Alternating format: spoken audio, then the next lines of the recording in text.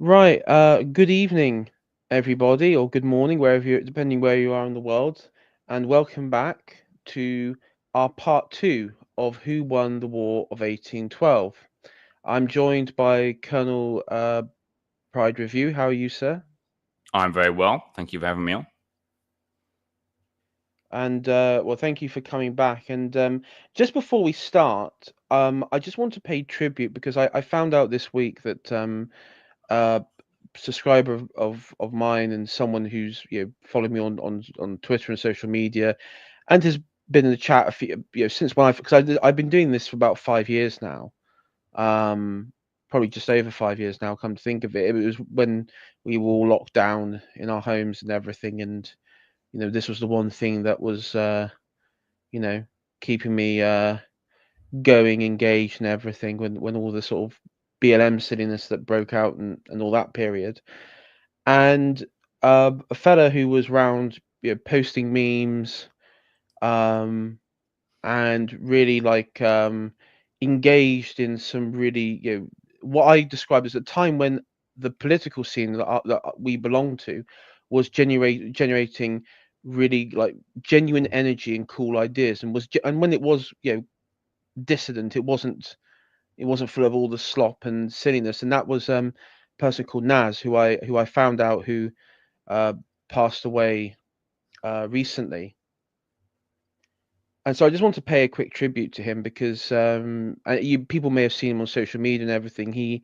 His profile pic was a shield with the St. George's flag on it and everything. And yeah, as I said, I found out he's passed away, and yeah, I just want to pay tribute to him because uh, he was always fun, engaging guy in our chat, and he'll be missed. Um, uh, um, he as I say, he was part of that sort of group that would be uh, posting a time when memes really weren't cringe. When they were actually when you actually had some really like good bangers, and also beyond the meme stuff, he was able to engage in conversation with others in chat, and he was the one that would got me in contact with UKIPper, um, his channel. Also, I think he was promoting other sort of thinkers like Bowden and stuff. So there was, uh, he was a integral core part of my of when I first started, and that sort of really cool energy, and yeah, he'll be really missed. Yeah, he'll be really missed. So yeah, um, rest in peace, Naz. And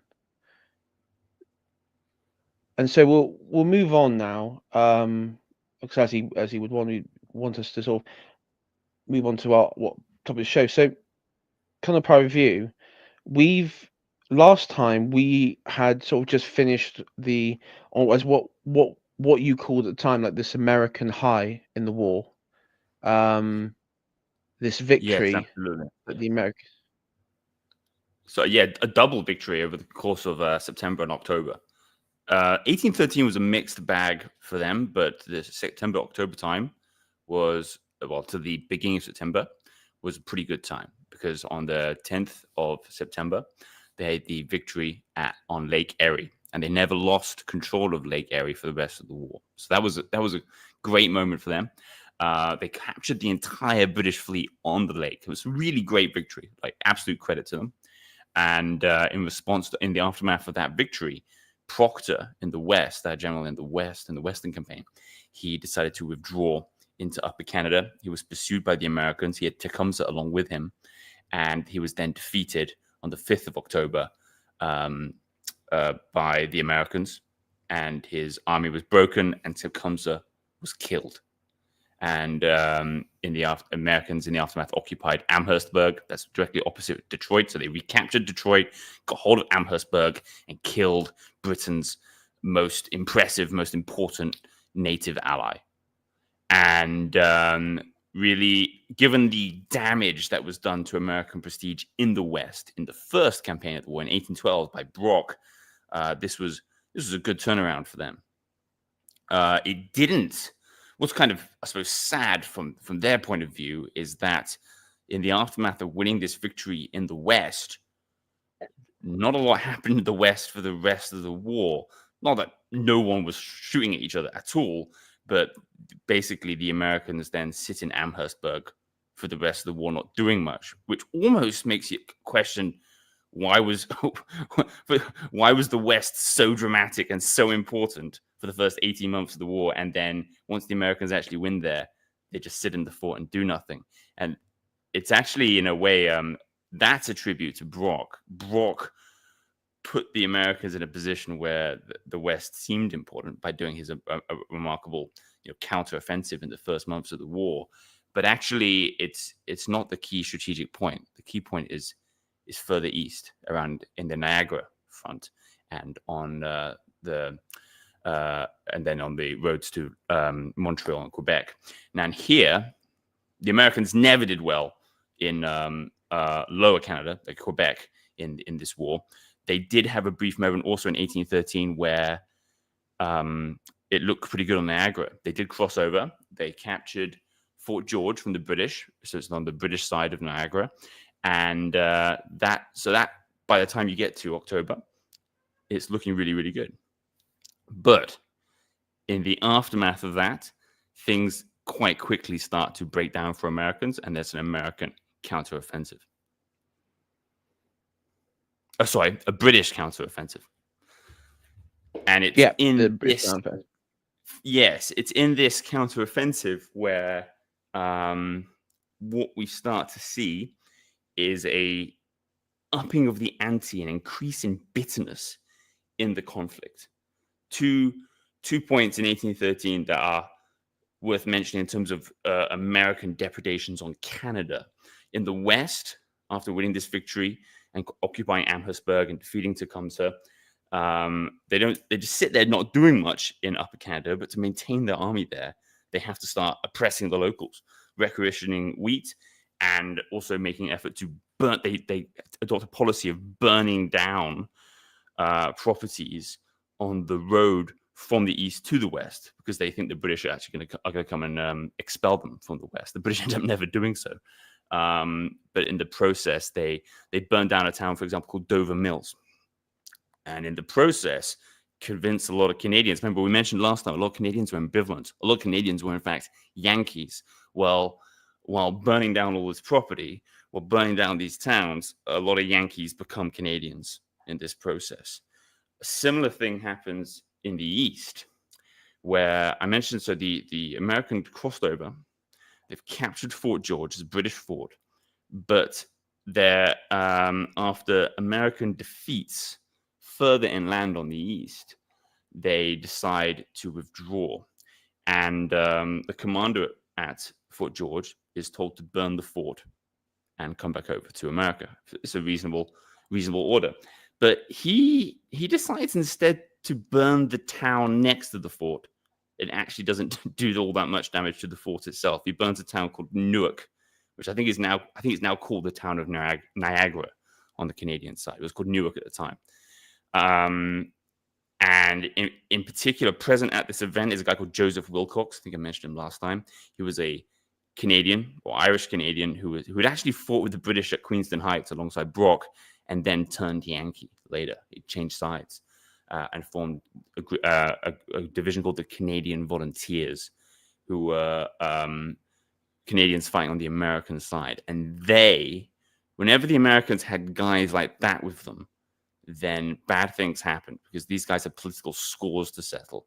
They hated the Tories because of pre-war political disagreements. So they were looking for property to burn down, looking for people to punish. And this, go on. Sorry. So I'll just add for context. People who might be watching this back. In the context of Tories, he's not referring to like the political party Tories. Tories was a term used to describe loyalists, just British loyalists. Yes, Richie Sunak wasn't there yet, but yeah. Yes. So because I don't know if we mentioned how much we went into the demographics last time, but about a fifth of the population of Upper Canada were the descendants of loyalists in the aftermath of the revolution, and they had most of the political control. And what we saw last time is that the sons of the loyalists, they turned up in large numbers. Well, I say large by the standards of Upper Canada. The populations are low, but they turned up to join the York militia and the Lincoln militia to fight alongside Brock and defeat the Americans at Detroit and Queenston Heights alongside their Indian allies and the British regulars. These guys were a motivated minority who were willing to fight for their vision of Canada. Joseph Wilcox was a little bit unusual in a sense in that he was actually a British migrant, or a migrant from Ireland. He'd previously fought for Britain in the United Irishman Rebellion, fought for Britain in the beginning stage of the conflict, but his patron was actually Brock. Isaac Brock was his patron. And with the death of Brock, he no longer had a political patron, and thus he sensed he no longer had any kind of political power. And previous to Brock being his patron, he had been in constant conflict with the Tories, with the Loyalists. And not because they necessarily were against Britain, but because they had a different vision for the politics of the colony. The Loyalists, that hardcore group of Loyalists, had a particular vision of a Anglican, aristocratic. They almost wanted to recreate Stuart England. Okay, it's a high church kind of a vision for Upper Canada. Joseph Wilcox was more on the, I suppose you might call it, liberal side. Anyway, with the death of Brock, he feels like his political influences subsided. And he joins the Americans, and so when he's at Fort George, and the Americans are going to leave Fort George, and in the process, Wilcox and as well as another American chap actually from up in New York who, I actually forget his name now. That's annoying. But in any case, he was a doctor, and he becomes later important in the future history of American-Canadian relations. I'll check his name later. But they just go to town on Newark and attack the Tory property, attack the Loyalists. So these events really upset the British leadership, and this stuff is going to lead to retaliation. It's going to lead to retaliation in the border regions of in New York State, and it's also going to lead. It's the road to Washington, essentially, and the burning of Washington, which I think is going to be a major topic of our discussion today. Yes. No, and so just on the timescale, this is 1813. Yes, the burning of Newark is on December the 10th. So it's amazing how quickly things start looking bad, right? Because the Battle of the Thames, the death of Tecumseh in the West, is October the 5th. Battle of Lake Erie is only the month before that. But it's then later in October and then November, the Americans are defeated at Chateauguay in Lower Canada and at Chrysler's Farm in Upper Canada.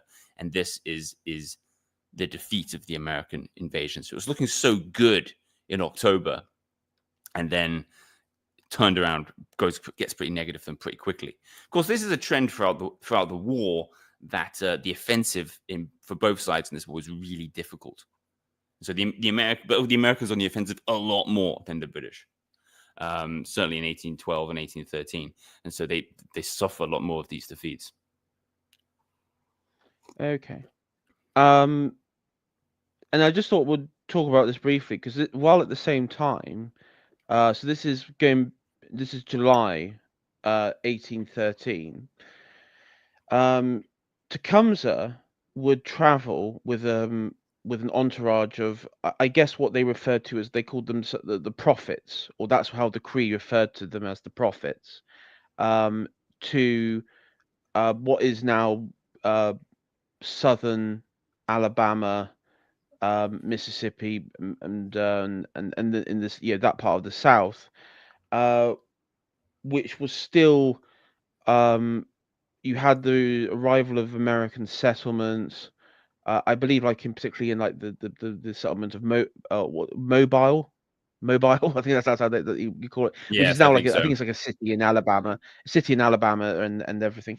But you had the settlements, but the Cree, which, and some of them were mixed English and Indian, and even would go on to have anglicized names. And it was also worth pointing out the Cree in Georgia were very assimilated into Anglo, not just on the demographic front of like intermarriage sort of stuff, but also culturally they were very, very sort of intermingled, through uh, Christianity conversions, Protestantism, what have you.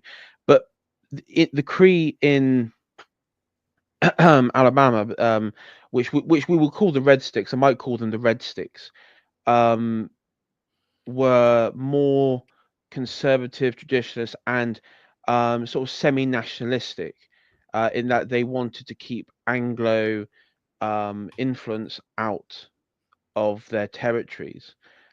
Even though technically at this point the whole territory that we're talking about here was under, while there wasn't official statehood, it was a United States territory. And Tecumseh went down there, and he apparently gave a lecture for about an hour to 5,000 Cree, to take up arms and to fight back against the American, which he refers to as the Anglo. And he said this in front of the um, American agent there, who had good terms. He was quite friendly to a lot of the Cree chieftains and the Cree people down there, whose name, hold on a sec, let me see if I Benjamin Hawkins, and uh, who sort of saw that this was going to descend into conflict, and he tried his best to sort of calm uh, a lot of the Cree down, but uh, yeah, they saw the Red Sticks also saw that the Americans were massively tied up with the conflict that we've been talking about, in the north, in the lakes, in and fighting the British along the border with Canada. And so in their mind, that this was a great time to launch their attack. Um,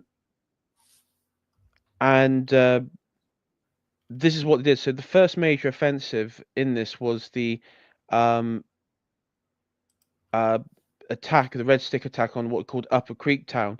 And one of the first attacks that the Red Sticks did was against a lot of their own Cree people who either refused to engage in the conflict, or sided with the Americans. And I was reading, there's a book on sort of the that I've got here on uh, the American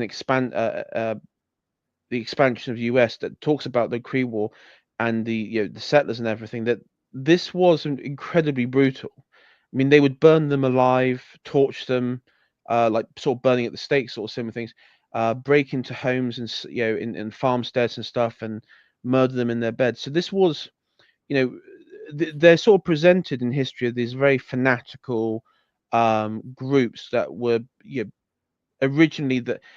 And Colonel, I look at this as a way of, the tactics is more of about trying to instill fear into the settlements. I actually think there's some view this as like, well, this is just like a pure, savage, Indian savage violence. I actually think it was more tactical as a way of like creating an atmosphere of fear for Well, American didn't we see settlers and that? their allies. And We saw that yeah, last week, didn't we? Oh, last week. Sorry, last episode. It wasn't last week. We saw the effect. I didn't really appreciate this until I studied this war in detail. How scared? I don't mean it to put these people, the Americans, down. How scared many of them were of the Indians. I mean, there's like they're like up against Tolkien-esque orcs. I mean, I'm not trying to insult the Indians here either. I'm just trying to explain the level of reticence they had about going up against these people. Because it wasn't just the Creek who used these strategy. It was in the north as well. Before Brock crossed over to capture Detroit in the Western Campaign of 1812, the Tecumseh had already been on the American side raiding and fighting the Americans at Maguaga and Brownstown, and in the aftermath, they had impaled American bodies on stakes and left them for the Americans to find. That is, of their defeated enemies in the battle, and very reminiscent actually of Count Dracul, right, in Wallachia against fighting the Ottomans. Yes. A deliberate attempt to terrify the Americans. And the things about the torturing prisoners to death for them was considered quite ordinary, quite normal. Actually, it's interesting to note that Tecumseh was opposed to the torture of prisoners and often intervened. And when the British really didn't like it. The British didn't like seeing this happen to Americans. And they would, if they wanted to stop it, they would always speak to Tecumseh. And Tecumseh would generally do his best to do so. But the Indians as a whole, did favor this kind of attitude, and it worked. We saw that it worked because when Brock told General Hull at Detroit that if you don't surrender, the Indians are gonna do what they do, General Hull folded. Right, we saw that last episode. So the fear that it instilled into Americans on the frontier, into militia, was very real and had its purposes. Yeah, I mean, I've also got a book on Lewis and Clark, the expedition of those particular gentlemen, their families, who were very prominent patriots in Virginia, of that stock, and they were involved somewhat in their families and in this conflict. And there's a long history, particularly those along the Georgia and the Carolinas and the Appalachia front. They have the legacy of the Cherokee fighting the Cherokee, and in many ways, when you read like how they viewed these sorts of people, which are quite similar, the Cree Cherokee are quite similar because they're neighboring tribal groups. They are treated as like this boogeyman, if to put it into better terms, like this. I mean, when you say Tolkien-esque threat of like orcs and stuff, I mean they are sort of seen as like this unimaginable savagery, and that's why they have like Ulstermen, particularly those, and it's depicted in history. You have like these frontiersmen who are very like rough, tough, beard, scars, full of scars, and really, you know, um, equally violent themselves, and it's because of the, it's not just because of the wilderness, but it's because of the people that they would have to face. And I think that the legacy of the Cherokee and everything definitely plays a part in it, because the Red Sticks, one of the tactics that they would do is then when they would I'll talk about mobile. I'll just get on there here a second, just bring up my notes. They then began attacking um, uh, into Mississippi territory. Sorry, excuse me. Hold on a sec. No, I'm reading the wrong one here. Such a big war, big notes. Sorry? Big war, big notes. Big war, big note. Yeah. Yeah. No, sorry, I'm mixing up my native tribes here. So hold on a sec. Yeah, so yeah, the Red Sticks began. They say they began the Upper Creek town, attacked places like Mobile and many American settlements in southern Alabama and southern and in Georgia. Wasn't And it some of the Millstown? Was that the slaughter? Is that the one you're thinking of? Is it Millstown? yeah, Mills, yeah, Millstown, yeah, that's the one, Millstown. And in that particular one, you did have survivors, but what is the most harrowing bit of details is, there's a report of, some of the American militiamen would come across like a woman and her young daughter, and they have both been scalped, pretty horrifically scalped. For example, the survivors, people that did survive, initially. Whether they survived later on, I don't know. None of us know. But those that did survive were sculpted, which of course is what the likes of the Cherokee did, and also many tribes in Tecumseh and his confederation up north. It's a common practice, or take ears, for example, things like that. There would be some sort of um, and of course it was a humiliation tactic. It was a way of to humiliate the population, um, and And again the to instill frontiersmen adopted it. terror. Actually, if you remember from last time when they do you remember Yes. last time we mentioned the defeat of Tecumseh at Thames Battle of the Thames? The Americans, in particular, the Kentuckians. Remember the frontiersmen you mentioned, of course, most famous for them were the Kentuckians. And the Indians knew the Kentuckians were the best. And once Tecumseh was defeated, a group of Kentuckians took an Indian body and started stripping its skin, the skin from his body, so that they have a trophy of Tecumseh, even though they didn't know that that body was Tecumseh in particular. They said, "Well, we go back to Kentucky, Yeah. no one's going to know." So this trophy taking had spread across the two cultures. And I'm sorry, I while you were talking, I did check that the massacre was Fort Mims massacre. I don't know why I remembered Fort Mills. Yeah. Fort Mims massacre, 40 miles Fort north of Mims. Mobile. Yeah, that's right. 40 miles, and that was led by Peter McQueen and William Weatherford, who were chiefs within the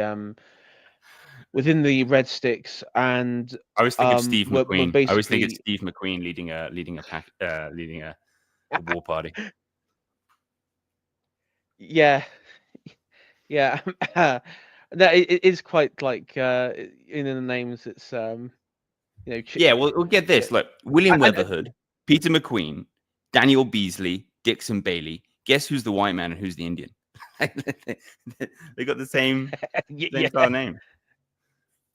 But what's quite funny is they also attacked the settlement of Tensor, which was there's the other part I was coming on to is it wasn't just Americans, it was where you had like Mixed Blood Creek. And bear in mind these names are particularly anglicized. I do think Peter McQueen and William Weatherford, I don't think they were completely mixed, though I'm not Weatherford entirely was. sure if they kept that bit quiet. Or was Weatherford mixed? Okay. I think he was half Scottish. But they also half Scottish, right? But a lot of them would target like Migsbluck Creek, particularly those who were. Um, I mean, they say they were targeting Creek who didn't support them, but then also when they attacked the Settlement of Tensor, like the actual like when they killed like up to 500 people, women and children included. Um, and there weren't that many white people there, white Europeans there. It was mainly native. But when they attacked them, it was like you know they were just going after the mixed blood people, like whether they supported them or not. The people who were there were just fleeing the generic violence going, where you had farmsteads being attacked, people being like murdered on the road and that sort of stuff. Like, I mean, if you were to imagine like Rwanda, when I was reading it, if you well, I say we're not really, none of us. I don't think we're old enough to remember, but if you see clips of like Rwanda during that sort of level of violence, a bit similar to that. Maybe not on the scale, but similar sort of style of violence. Where it's and these were just people who were fleeing, and they were just thought, well, we'll just attack. We're just going to slaughter them. So that's a bit of a confusing thing because it's um I don't see any evidence that all of them were in that settlement opposed to the Red Sticks. They were just fleeing. Maybe, I mean, maybe there were. But from my initial look into it, that just seems like a bit of like over the top violence, like unwarranted violence. But I don't know. Well, we saw that happen many I can times understand. with the Indians in this war. That they and that's why why the Americans were scared of them, because they were unpredictable, and the British considered them unpredictable, even though the British needed the Indian alliance, particularly in the first phase of the war. I mean, maybe I'm generalizing a lot here between all the Indian groups, from Canada down to Alabama. Of course, there's important differences between them, but on the whole, they had a reputation for brutality and warfare, and it was deserved. They did fight hard, and they did fight to destroy their enemies. And they also, if you've got a culture that involves taking trophies I mean, it's going to happen in in our culture too. If you encourage your warriors, your soldiers to take trophies, then more people are going to die and more people are going to get hurt because everyone's going to make sure they get their trophy, right? Yeah. No, I mean, yeah, true. Um, and it's also worth mentioning here, but, in presence of authority was within Fort Mims, which was, where you had the big massacre we were talking about, but also in Fort uh, Sinquefield, Sinquefield, which was another fort which the Red Sticks attacked, um, in that fort and other forts. And I think what you had was suddenly every single fort had either been, somewhat attacked, besieged, or captured and massacred. And this is what really, I think, focused the the government, the US government, to actually look at this as a problem. Because at this point, it was quite entertaining. You had the agent, the US agent for that, he was sort of like saying, "Oh yeah, this is just like sporadic violence. It's just, it's one of those things. Mm. Don't worry about it." And literally, that Baghdad Bob meme, like literally just like nothing's happening, calm down, sort of thing. Nothing's All your happening. base He was belong sort to of doing us. a, yeah, yeah, Is yeah. that the guy? He was, yeah, that's the guy. Like he's standing, the Baghdad Bob. He's the one during the invasion in 2003, where he's standing in front of, this view of Baghdad in the background, and you've got U.S. British Army sort of arriving in. Then he's going, "No, everything's under control. Listen, we're all Ah, fine. The situation is under control," and it's, it's a yeah, mostly peaceful the Creek rebellion. yeah, basically he was, that was sort of like his view, and it was total cope. It was total Yeah. cope because what happened is he was put there by the American government to control natives, and he lost control. And in the end, it was just total utter and utter cope. Um, yeah. Um, So anyway, this and is and and this is a few when Andrew Jackson enters the stage, right? And he's one of the one of a core of American commanders in this war who actually come off well because there's a lot not as well known, but not as well known perhaps not because of the lack of provenance in the war, but because they didn't do much to earn a positive memory.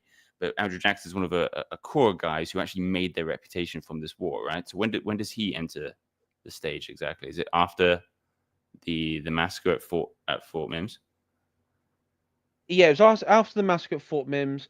I mean, you had this point where, Western Florida. At this point, the whole of southern Georgia, from Western Florida to southern Mm. Georgia to southern Alabama. So you have, like, if you picture it, there's like this like massive like bridge between that, where there was no American control over that at all. They were I mean, they were actually getting like powder and stuff from the Spanish controlled areas of Florida. So there was, I mean, at this point Right. it was sort of getting out of hand.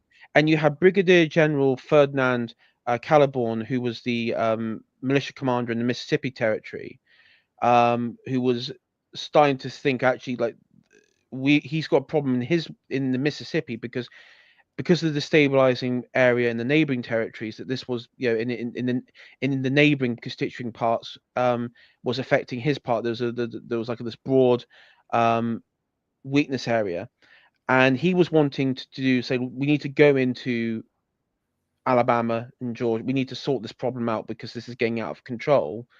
Um, and Major General Thomas Fowley, who was the commander of, uh, at that point, I think it was in Alabama, the seventh, they call it the seventh military district. So I think that was in Alabama, refused the request. So basically, his daft thing was, well, we'll just do defensive. We'll look after the European settlements, like in, in the various like parts in Alabama. But if we lose control of like southern Alabama, well, it doesn't matter. We'll just do a defensive bit.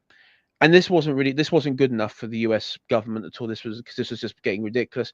And uh, and particularly in Tennessee, because this had, the important thing is, you had the trade networks, you had the internal trade networks with the territories and the states, and places like Tennessee, for example, was affected by this, and that's where you had legislation was brought up by the state assembly, which was supported by which was supported by the governor, who was called Willie Blount, who raised 5,000 militia, um, and this was under Colonel Andrew Jackson, and this was to repel the invasion uh, of Mississippi Territory, and ultimately to bring an end to the Cree War, which because um, again, this one of the most bizarre thing about it is how, and I think because of the conflict in North, but just how they were, you know, they allowed it. This was allowed to continue. Um, I think in their mind they viewed this as just, well, this is just another native rebellion, but and also because of Benjamin Hawke, who's the U.S. agent, played it down. There wasn't, the most obvious thing, and I think Andrew Jackson and all the other people pointing this out was, well, no, this is the work of the British, and this is the work of Tecumseh.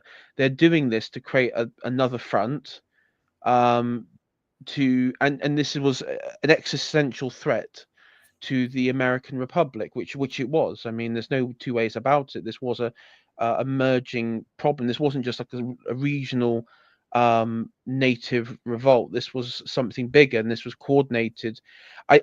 From my understanding, it was the fact that they were getting powder and arms through Florida sort of changed the dynamic of it from just being, oh, a local rebellion, to actually, no, this is, yeah, this is something more to this. Yes, I think we should mention that at this, just during the War of 1812 and the lead up to it, they've been very aggressive towards the Spanish. I mean the United States, and they just occupied West Florida, which is the coast of Alabama, and I think they even had troops illegally on East Florida, what's now modern Florida as well, sitting there waiting for an opportunity to occupy the rest of the territory. So the Spanish were plenty happy to support the enemies of the United States. And of course, the Spanish were also our allies. Spain didn't declare war on the United States in the War of 1812, but Spain was our ally in Europe, right? Because the Peninsular War against the French is going on at the same time as this. Yes, and so this was, and this is something Americans were fully aware of, and this is why they, um, you know, they viewed this as, I mean, in many ways, if you look at the map with the British and the Spanish and everything, and I mean, Spain was weakened at this point, no doubt about it. So it wasn't, Oh, the horrendously. size of the empire wasn't horrendously, and it was amazing the empire didn't, the Spanish, I mean, the Spanish Empire pretty It much in it did soon. in the It did. Americas collapsed soon after all of this sort of point, and Yes, but it was it's all weakened at coming. this point as well. Yeah, it was incredibly weakened. Um, Yes, and Battle of Vittoria is in 1813. So actually, before that point, because earlier in the Peninsular War, the British under General Moore hadn't performed that well, right? We'd had the first campaign. Our first campaign in Spain was not a great success, and so actually, the reputation of the British army had been affected by that. So the Americans thought, okay, Spain's weak. The British army's occupied, but also not that impressive in Spain. This is our opportunity to expand, actually in both directions. That this is our opportunity. We can strike at them. Again, I'm not saying we did talk about the causes of the war last time. Expansionism is not the only cause for the war, but there was a perceived opportunity here based on the weakness because of the British-Spanish connection and the weakness of mm, Spain. yeah, I mean, the Cree War, I mean, it's probably a stream in on itself. So I will just quickly sort of summarize with this. Andrew Jackson, which made his name for himself during this conflict, particularly, Mm, and they had to pull together the Tennessee, the obviously the Mississippi um, militia, and also both the Carolinas and Georgia. So this was like, this became the combined effort um, to crush the Cree, which they were successful with. But I mean, it wasn't easy. I mean, you had deep raids of like 2,000 I think even somewhere like 4,000 in Georgia, which bearing in mind Georgia was had been a part of you know the British colony and then an American state, and it wasn't considered an entirely frontier state at this point. So this was, this was. Uh, I'm looking at this, and I have to say that I think there must have been some coordination with the British government, or with the British on this. Well, as you said, I Tecumseh went down there, and Tecumseh told them to go and slaughter the long knives, as they called the Americans. So there was certainly a sense that it was an opportunity. I don't know if the Creek did the Creek have a British agent. um I don't think they did, but I would have to that's double what check that. I don't. I don't think they. I think I think it was they had Tecumseh had sort of followers who went down there, and a couple of them stayed, and they were called prophets. I think, and this is something was when I did my reading on it. I think the prophets through Tecumseh were like British agents, but this is something where um this was I mean the Americans said that Tecumseh was basically just he was being the British agent on the ground. Yes. It was Tecumseh who's basically doing the will of Britain on the ground. I mean, he was ordered to go. He was ordered. He was told to go down there to start a rebellion. Whether or not Britain, I don't think on like the individual level, like massacring all these people and all that sort and doing the sort of terror campaign. I don't think there was any British officer who signed off on that. Like Well, I officially think the told them, British didn't listen, have I want anything. you to like. Sorry, I was going to say, like, the Americans in the lead up to war, one of the causes of war, not the primary cause, but certainly something that influenced the path to war of the beginning of the 18 War of 1812, is the American belief that that the Indians were proxies for the British. But this was always um, uh, not entirely true. Like, of course, we had a relationship with them, a connection with them, and we wanted them to be allies. But the idea that we can control them, is, to tell them to go this and fight at this time, that was not accurate at all. In fact, the British had a big problem pre-war controlling the Indians. They didn't, because we didn't want to go to war with the United States, but we also wanted to have allies ready to fight alongside us if war would begin. So we made this connection with the Indians. And having made that connection, the Indian agents, I'm thinking more in the North now. I know less about the South. Than the North, we send the Indian agents, like we've got old guys out of retirement, like Matthew Elliott, who'd been an old Revolutionary War veteran, married to an Indian woman who was an Indian agent in the previous war.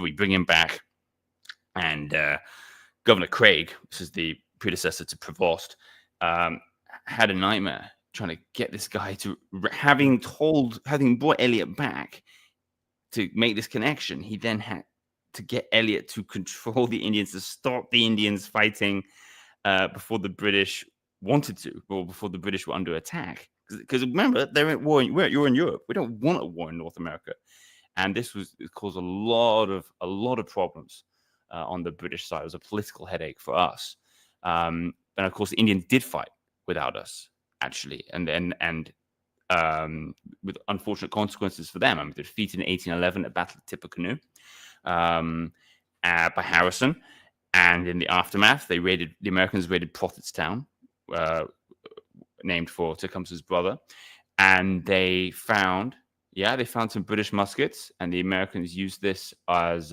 evidence. Oh yeah, the British are supplying them. It's a British conspiracy. But you know what? That isn't so well remembered, is they also found American stores because the Americans also gave stuff to the Indians, because in the great tradition of relations between European imperial powers and native groups, how do you make friends with native groups? You give them stuff.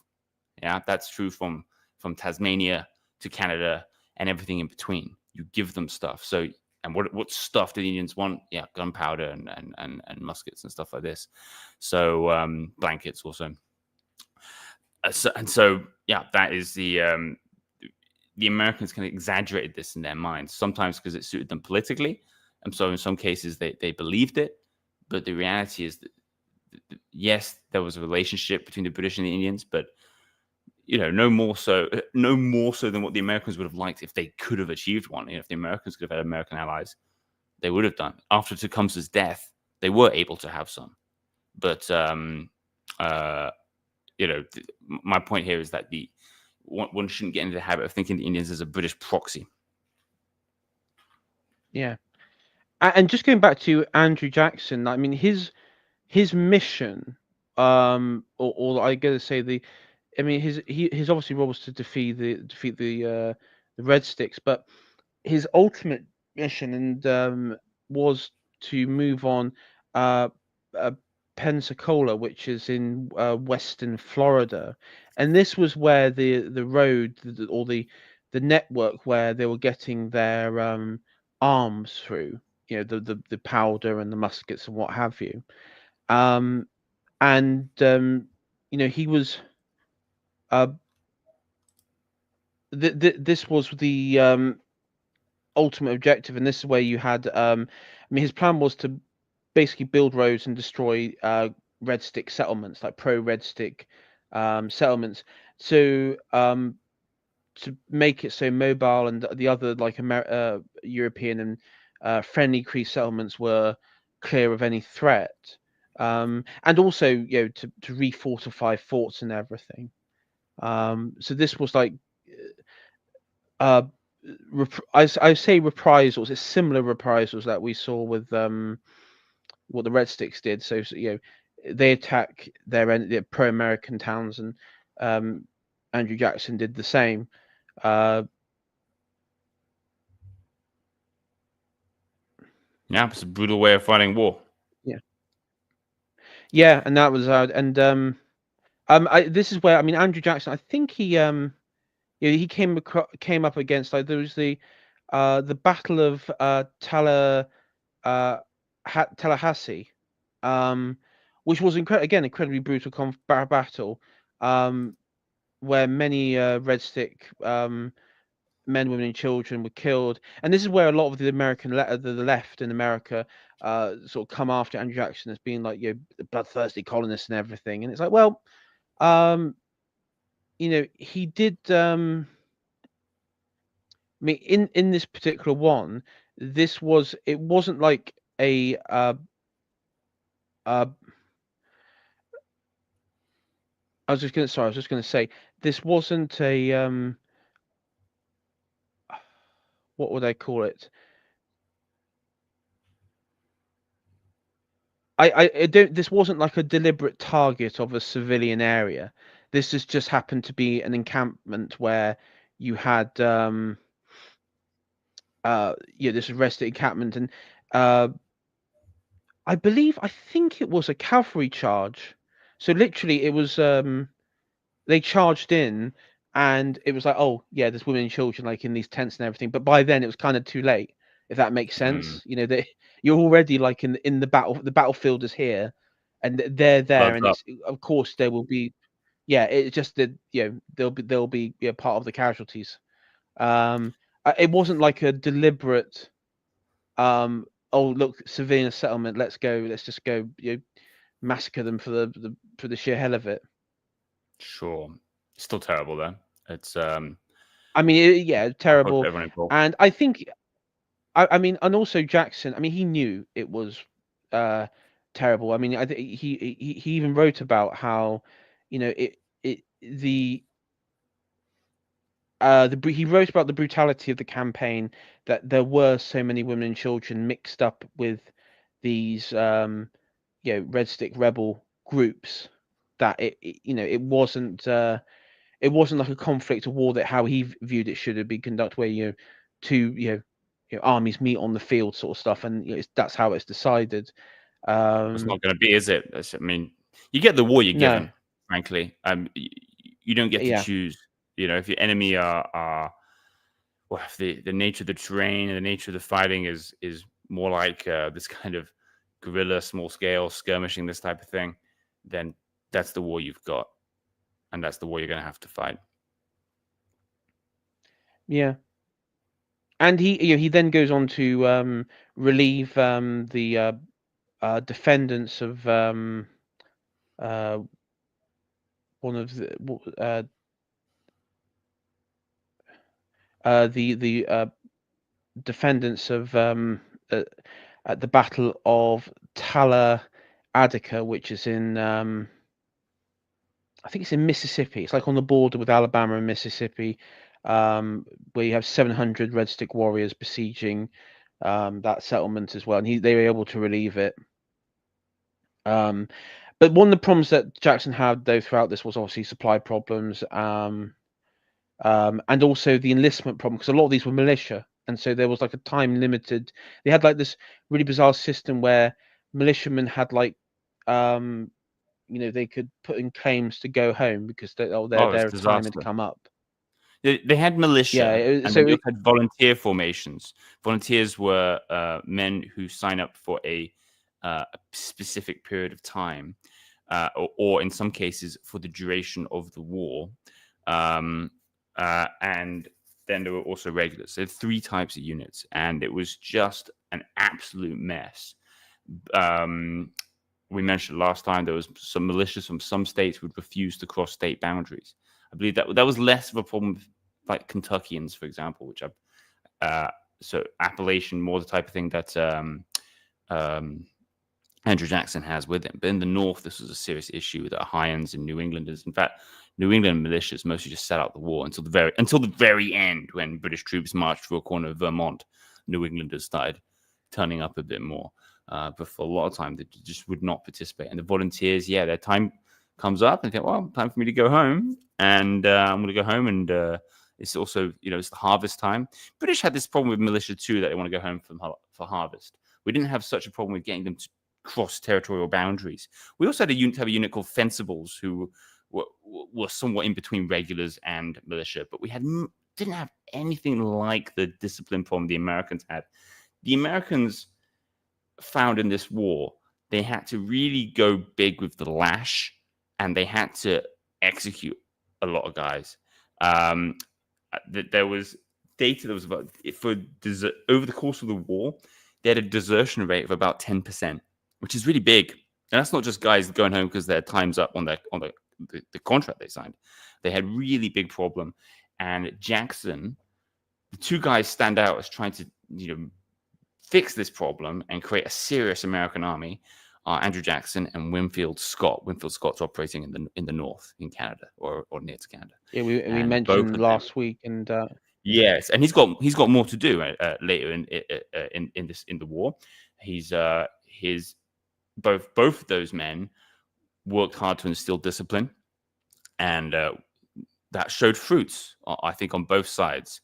So certainly, Winfield Scott was able to lead very disciplined unit of regulars trained to proper European standard marching in formation and sticking out the battle, doing everything they're told. We're not having a debate. We're not discussing it.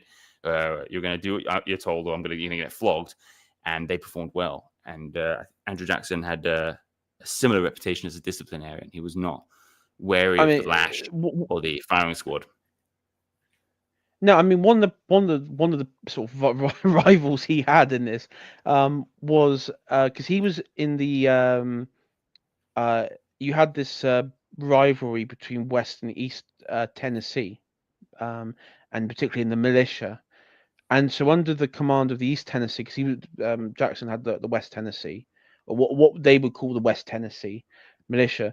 In the East Tennessee, you had John Alexander Koch or Coke. I think it's Koch.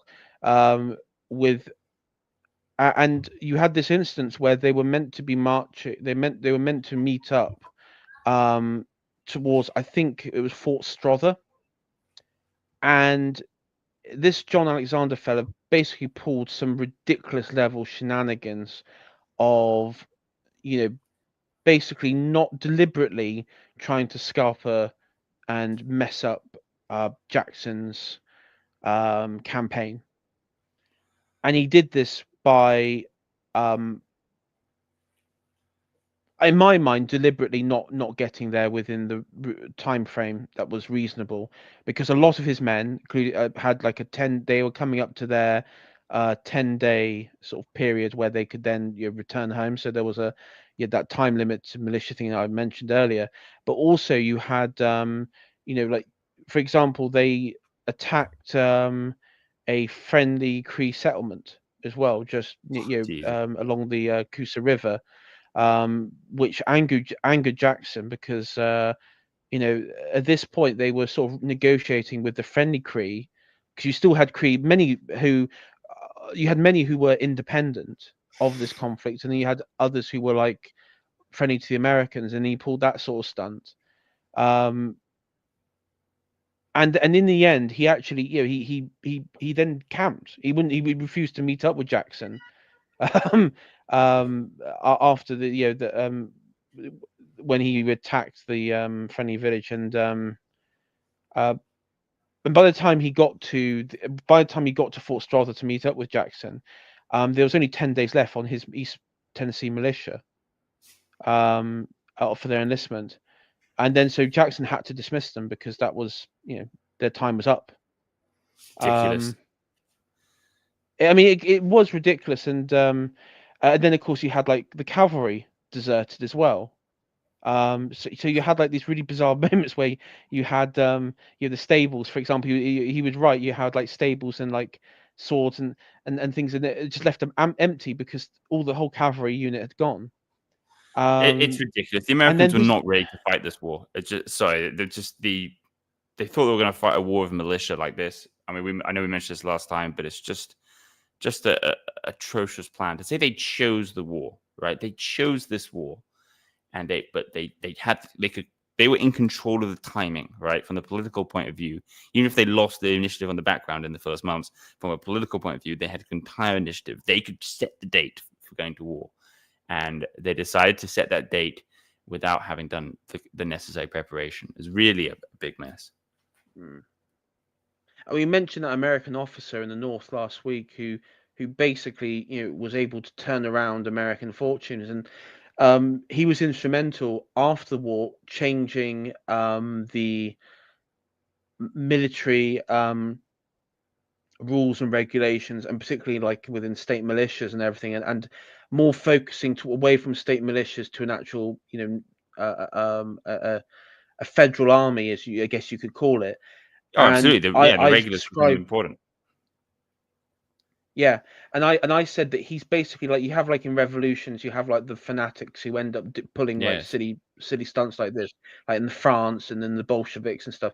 And I just said, like, in the American context, I jokingly call it the, what was it, the bitch slap? Yeah, when you have in the revolutions, the bitch slap back to reality.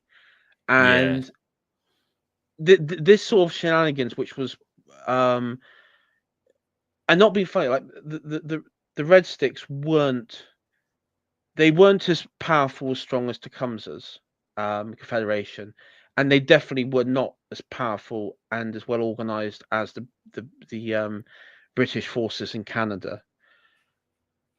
On paper, this should be quite an easy one to resolve for the Americans. It should be quite easy. Bearing in mind they're taking. I mean, what's ridiculous is the Cree in this case are actually besieging. They are like actually going to the field like a proper field army.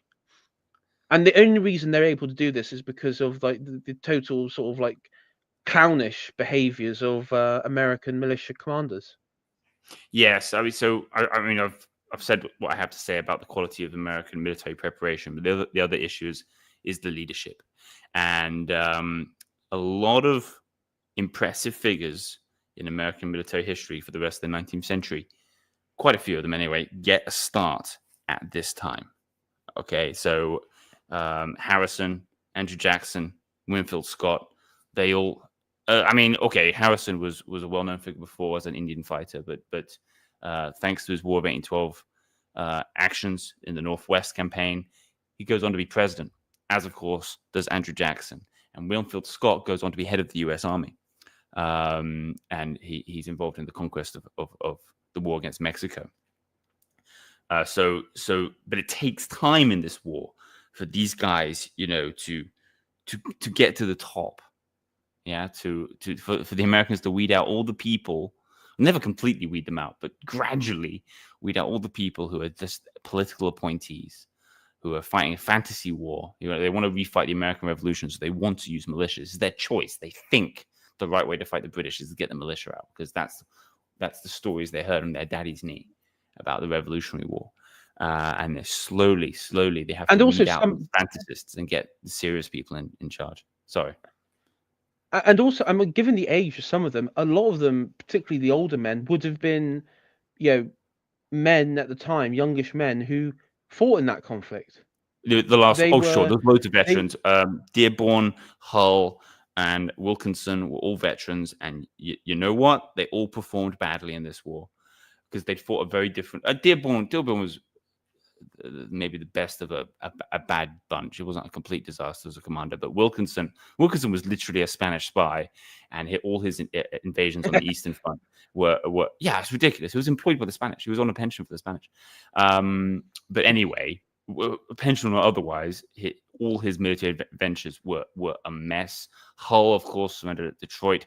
Yeah, these guys had done well in the Revolutionary War, just like the militia had done well in the Revolutionary War. Because if you just want to defend your local farms, fight the British off, and then go back to your farming and have a good drink and go to the pub and have good stories about it, that's fine. These people are fine for that kind of war. Dearborn, a bit more professional. Dearborn was involved in the Saratoga campaign. That was a bit more of a I don't want to say serious, but I think he was involved in the Continental Army. But the guys involved in the militia were generally just no good at all. Not for this kind of war. no.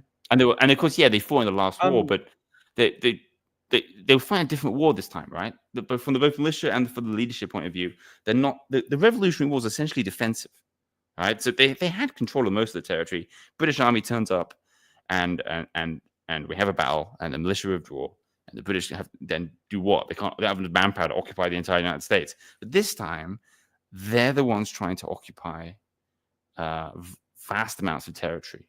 So they have to occupy Canada. And then, okay, so you've got the Creek War. So this only increases the amount of territory they have to occupy. And so on paper, well, yeah, okay, so the Creek are a small group of people compared to the population the Americans have. But the Americans don't have a vast military manpower because they can't compel people to fight. This is going to come, though, when the Americans are going to discuss conscription later in the war. But they have a massive problem getting people to enlist. They have to continually increase the bounties. So the manpower, the money you get for signing up. So actually, the manpower stuff can be deceiving. They don't have lots of people to fight. No, I know. I no, absolutely. And because so, I mean, just to sum this off, Andrew Jackson had a decent victory. He ended up writing to the governor of West Florida, who was a Spanish governor, basically accusing him of allowing Cree people to harboring Red Stick rebels and having having the British presence in Florida. And the Spanish governor said, "Oh, this is an outrageous slander and accusation. How dare you, sir?" As they had that back and forth. And it's just politicking at that point. But for Jackson, this was seen as a bit of a win for him. But he was very angered about the whole conflict because of all the shenanigans with the militia, not his militia but others, the procedures around it, and just the what, because at this point he viewed the Spanish as more of a threat, another potential threat and everything, and no doubt he wouldn't wanted to rectify that in some way.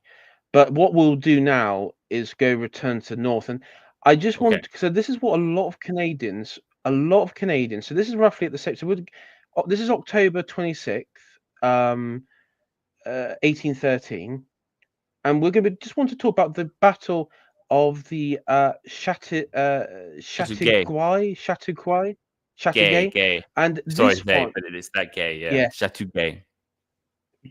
Chateauguay. Yes. And I know it sounds bad, lot okay, but I did check I checked the pronunciation of this previously.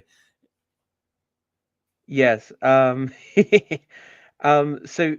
yeah, this one is this took place within Quebec. This was part of the uh, American um, force within Lower Canada, um, which was repelled. Now, what's interesting about this one? There's a lot of Canadians take pride in this, particularly some of the uh, maybe the odd Quebecan, was that Sure. the the force that did this was combined Anglo Mohawk force. So you had Mohawks, but you had Canadian force Yeah. commanded French. by Charles de Salaberry, um, who was a Canadian officer. I believe he was a politician as well. He was like a local politician in Quebec for like a was he a Tory like or some sort Well, of party he that was a was French aristocrat affiliated with. essentially. These in Canada at this time, military and political appointments went together, right? So that's why Prevost and Isaac Brock, they're all and Salaberry, yeah, they are military figures and civic figures. Okay, it was essentially a military-run state. And de Salaberry was an old stock Quebecer family or Lower Canadian family. He wouldn't have used to call himself Quebecer at that time. From a military family, he had fought against the British, and then after the British conquest of Canada, just continued their tradition. They're local gentry. And what do local gentry do? Well, they joined the army. Well, the army's changed the color of the coats. Well, okay, well, still in the army. He'd fought against the French in the Caribbean in the Napoleonic Wars.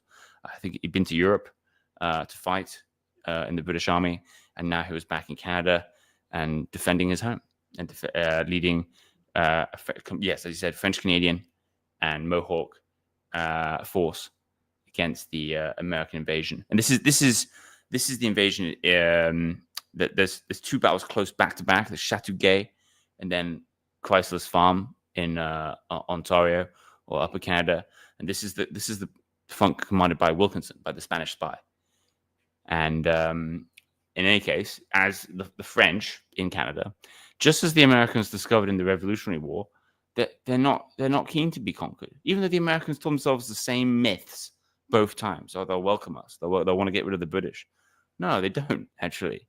If they're going to get rid of the British, they're going to do it on their own terms, but they're not going to be forced into anything by the Protestants of the South. And so they turned up to fight and fought well. No, and in both battles you mentioned there, they were they were both defeated. The Yes, Americans, they were very good forced to defensive victories in the withdraw. case of the British. Yeah, and so this is coming really quickly after Battle of Lake Erie and the Battle of the Thames. So I mentioned earlier, so that was the high point, and then very quickly things start to go badly again.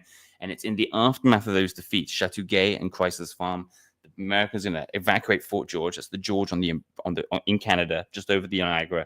And as they evacuate, that's when they burn down Newark. Okay, and the Canadians Right, I are see. Yeah. furious about that, and the Prevost, the Governor General of Canada, he at this point, in the aftermath of, particularly, he's upset by Newark in particular, and also Dover Mills that happened earlier in the year, a few months previously. Dover Mills was particularly galling as well because there was no immediate military threat. The Americans went and burned it down just to prevent the British marching through that area. Right, so there was no British army marching through the area. They were trying to preempt it by creating a desert. So this is when Prevost, he sends a letter to the Royal Navy, to Bermuda. This is where the Navy's based, right? Via Halifax, presumably. And he asks Warren to retaliate. To retaliate in such a way that the Americans will know to stop doing this. Okay, that they've got to stop burning down bits of Canada. Actually, in defense of the Americans, the American government was against this, and they did their best to censure these guys, the guys in command at Newark and at Dover Mills. But as always with the Americans in this war, the politics are always really complicated because so many of the the officers were military political appointees. They were there because of their political allegiances, and it's always very sensitive. If you replace a guy, you're going to get who's going to replace him? It's going to be a federalist. We don't want that. Is he a loyalist to the administration? It's got to be. So while the government did say no, we don't support this, burning Newark was wrong, burning Dover's Mills was wrong. They issued commands. You've got to respect the local inhabitants, but actually on the field, depredations just kept continuing regardless. And so the British now, they're going to go on the offensive. Okay, 1813 is going to finish with the British offensive.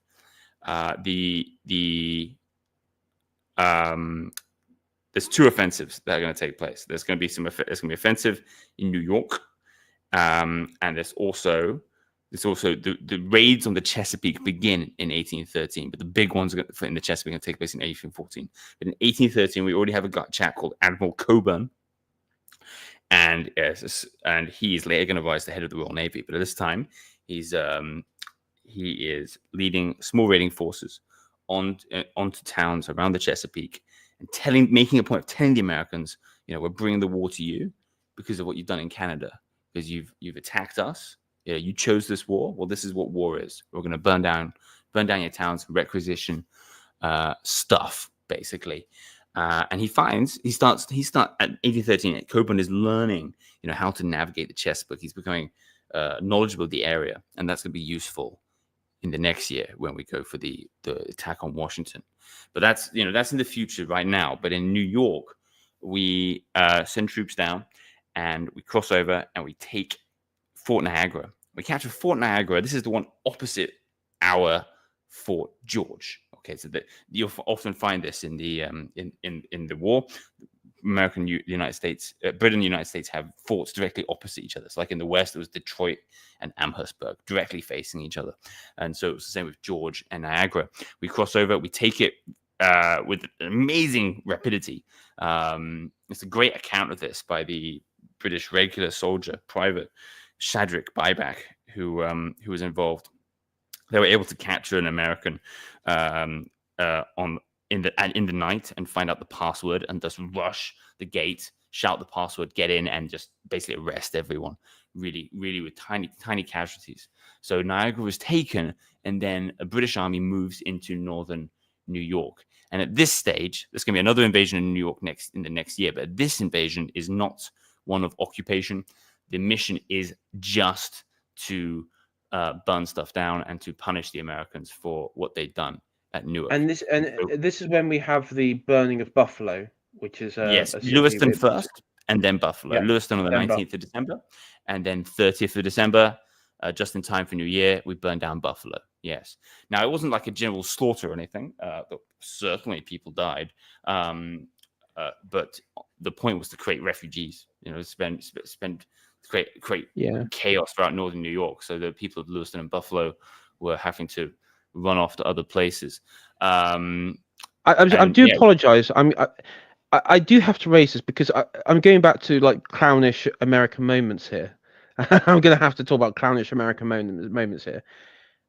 New England, and I know New York was, when it came to Federalist support, it was maybe 60-40, maybe Federalist 40, but there was still, size. There was a few Federalist support in parts of. Sure. New York was almost like a swing state. It lent Republican. It was. Democratic Republic. Yeah, it was a swing state. Probably a better way to describe it. But particularly like Massachusetts and the whole of, and upward of what's now that, and Vermont and New Hampshire, deeply Federalist.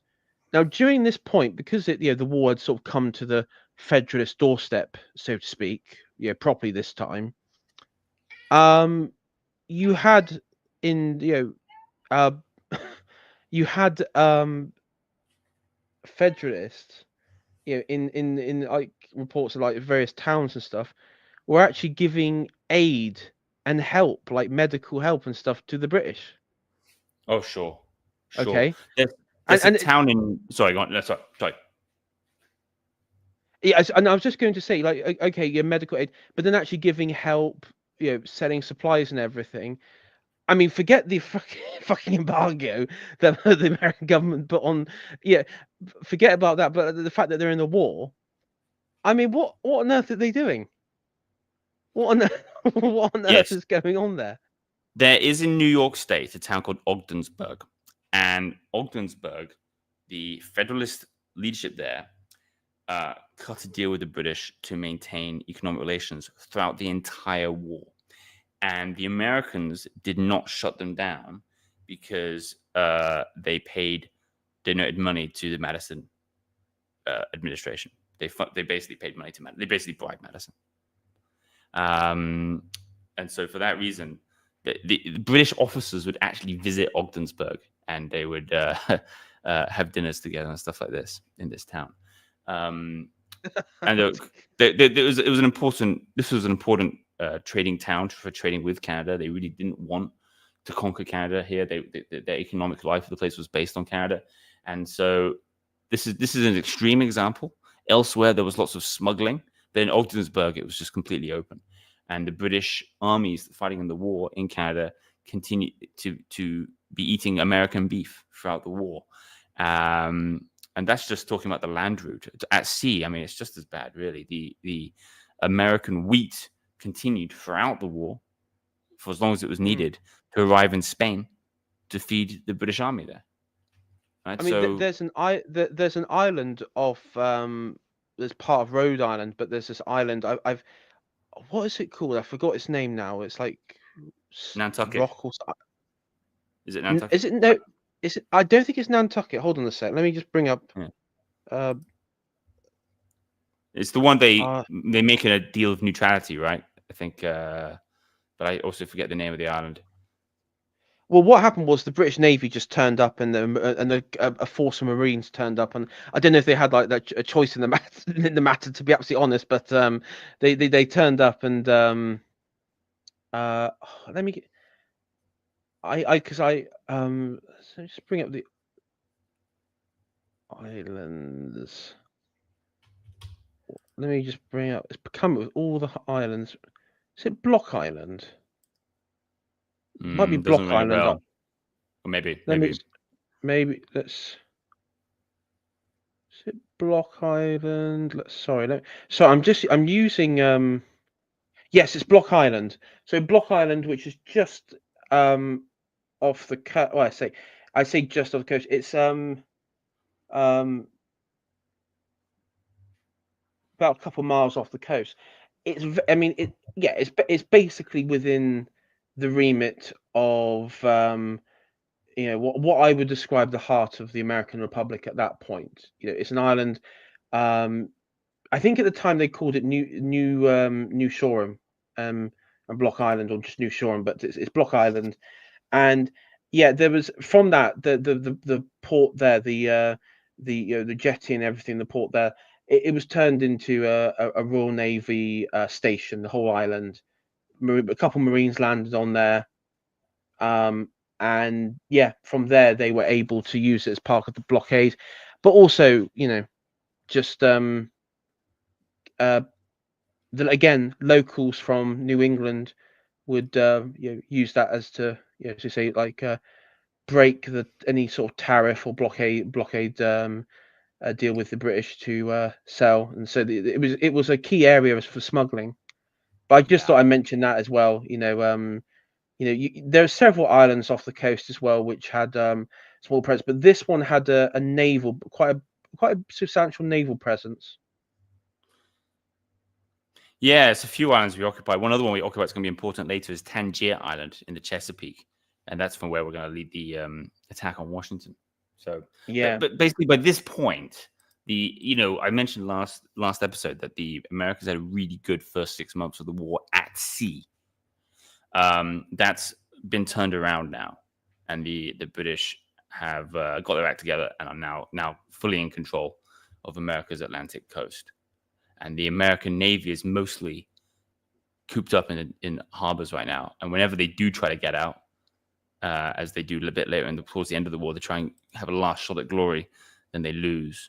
And the British are also able to hunt them down in a few other places around the world. Like there's a battle of the War of 1812 that's fought in Chile of all places. There's a naval battle just outside the harbor. Yeah, Battle of Valparaiso, and there's apparently there's an American military cemetery there for the sailors killed in the battle. So they captured the USS Essex. But that's all. But that's actually not far from where we are chronologically. That's because that's in March 1814. Because after we have our raid on New York, and we've got Niagara now, and we burnt Lewiston, we burnt Buffalo, and we showed the Americans, that we can hit them back if they hit us. And we end 1814 with a situation where we are on American soil in the east, namely in Fort Niagara. The the Americans are on British soil in the west, Fort Amherstburg, and from where opposite Detroit. And so that leaves us the end of 1813. The Americans do have control of Lake Erie, so that's a major gain for them Yeah. from And this war. so going into 1814, I think it's also important to remember people who are knowledgeable in the Napoleonic War will know that in April 1814, and Yeah. probably this was a big problem for the Americans because it dawned on the reality of what would be coming across the Atlantic.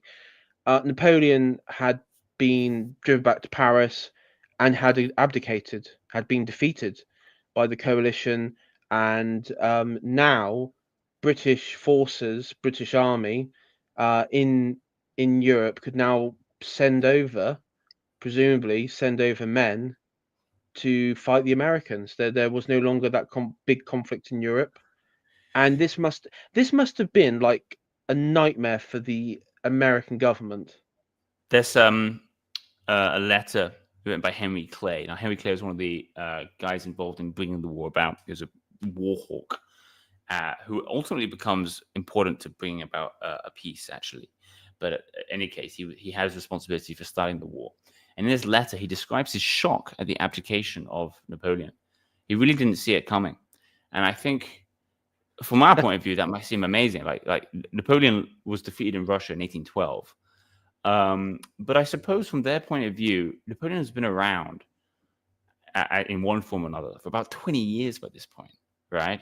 Yeah, Not as emperor 20 years, but as a major figure of European history for nearly 20 years. And he's had a few knockbacks previously, and he'd always come back. And I think people got so used to him that he was seen as a fixed force, and that this problem for the British was just not going to go anywhere. Well, this problem was going anywhere. And a lot of the decision for the Americans to go to war, a part of it was based that this was an opportunity. I'm not saying that didn't mean they didn't have political objectives. They did. As we mentioned last time. I'm sure we're going to bring them up again in our conclusion. But this was a big part of the point. The British are fighting in Spain. The British are fighting around the world against the French. So the British are relatively vulnerable.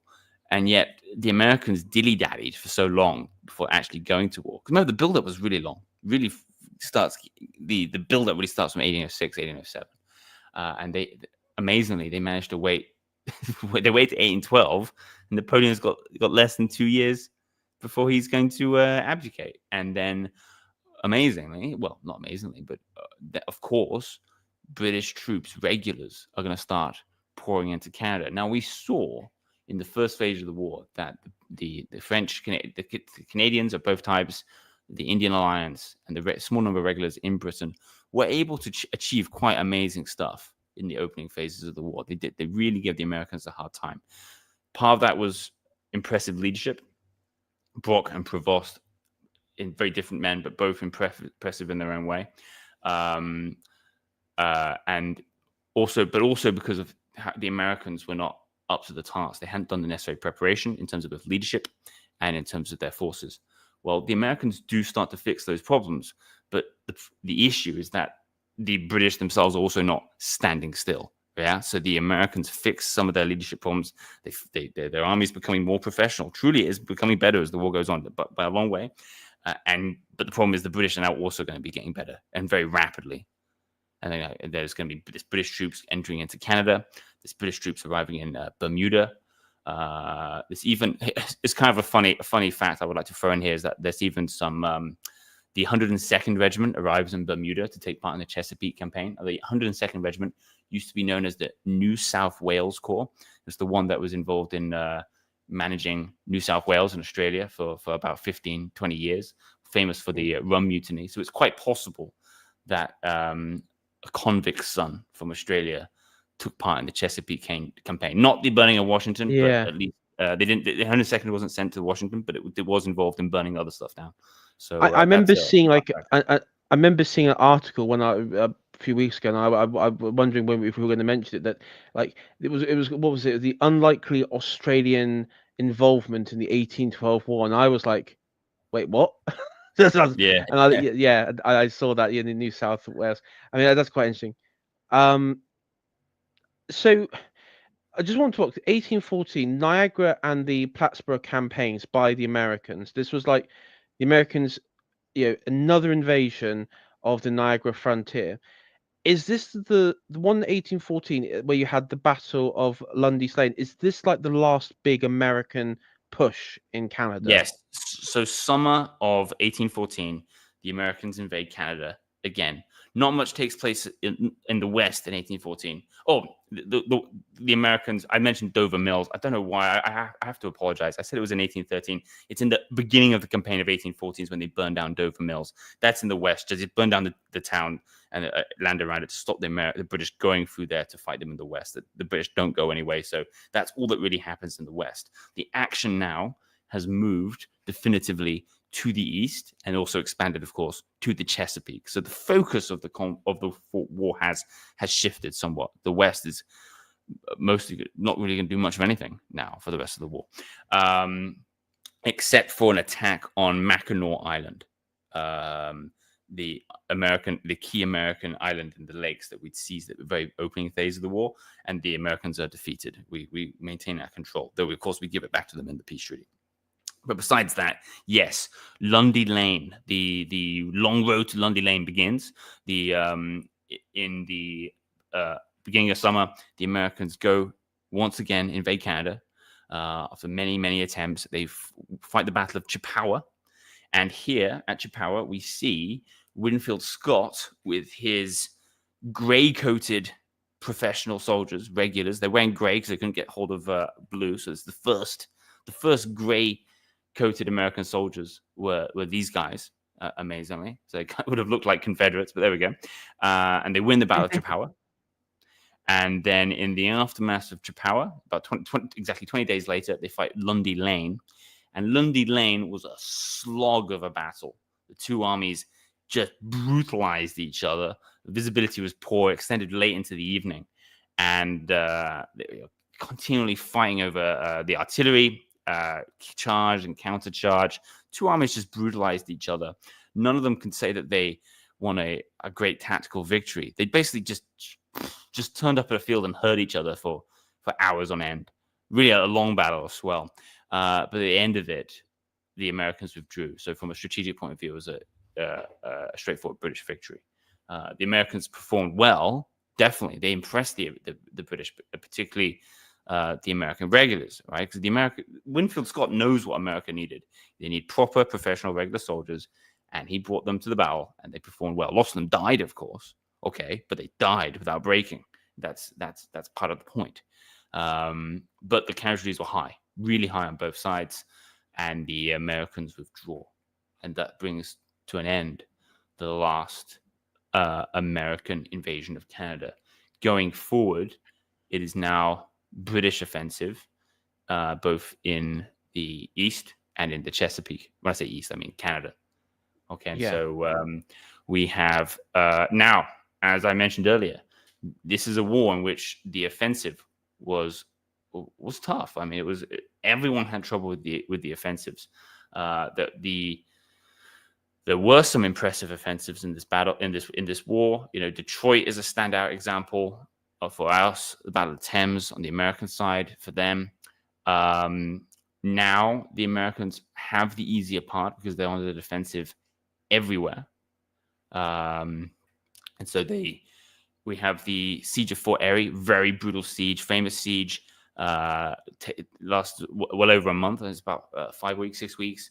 The British were repulsed there. And this was a time when you had 15,000 troops were sent to North America. Yes. Under Wellington's, was it like 4 brigade commanders? Yeah, it was like a bunch of guys.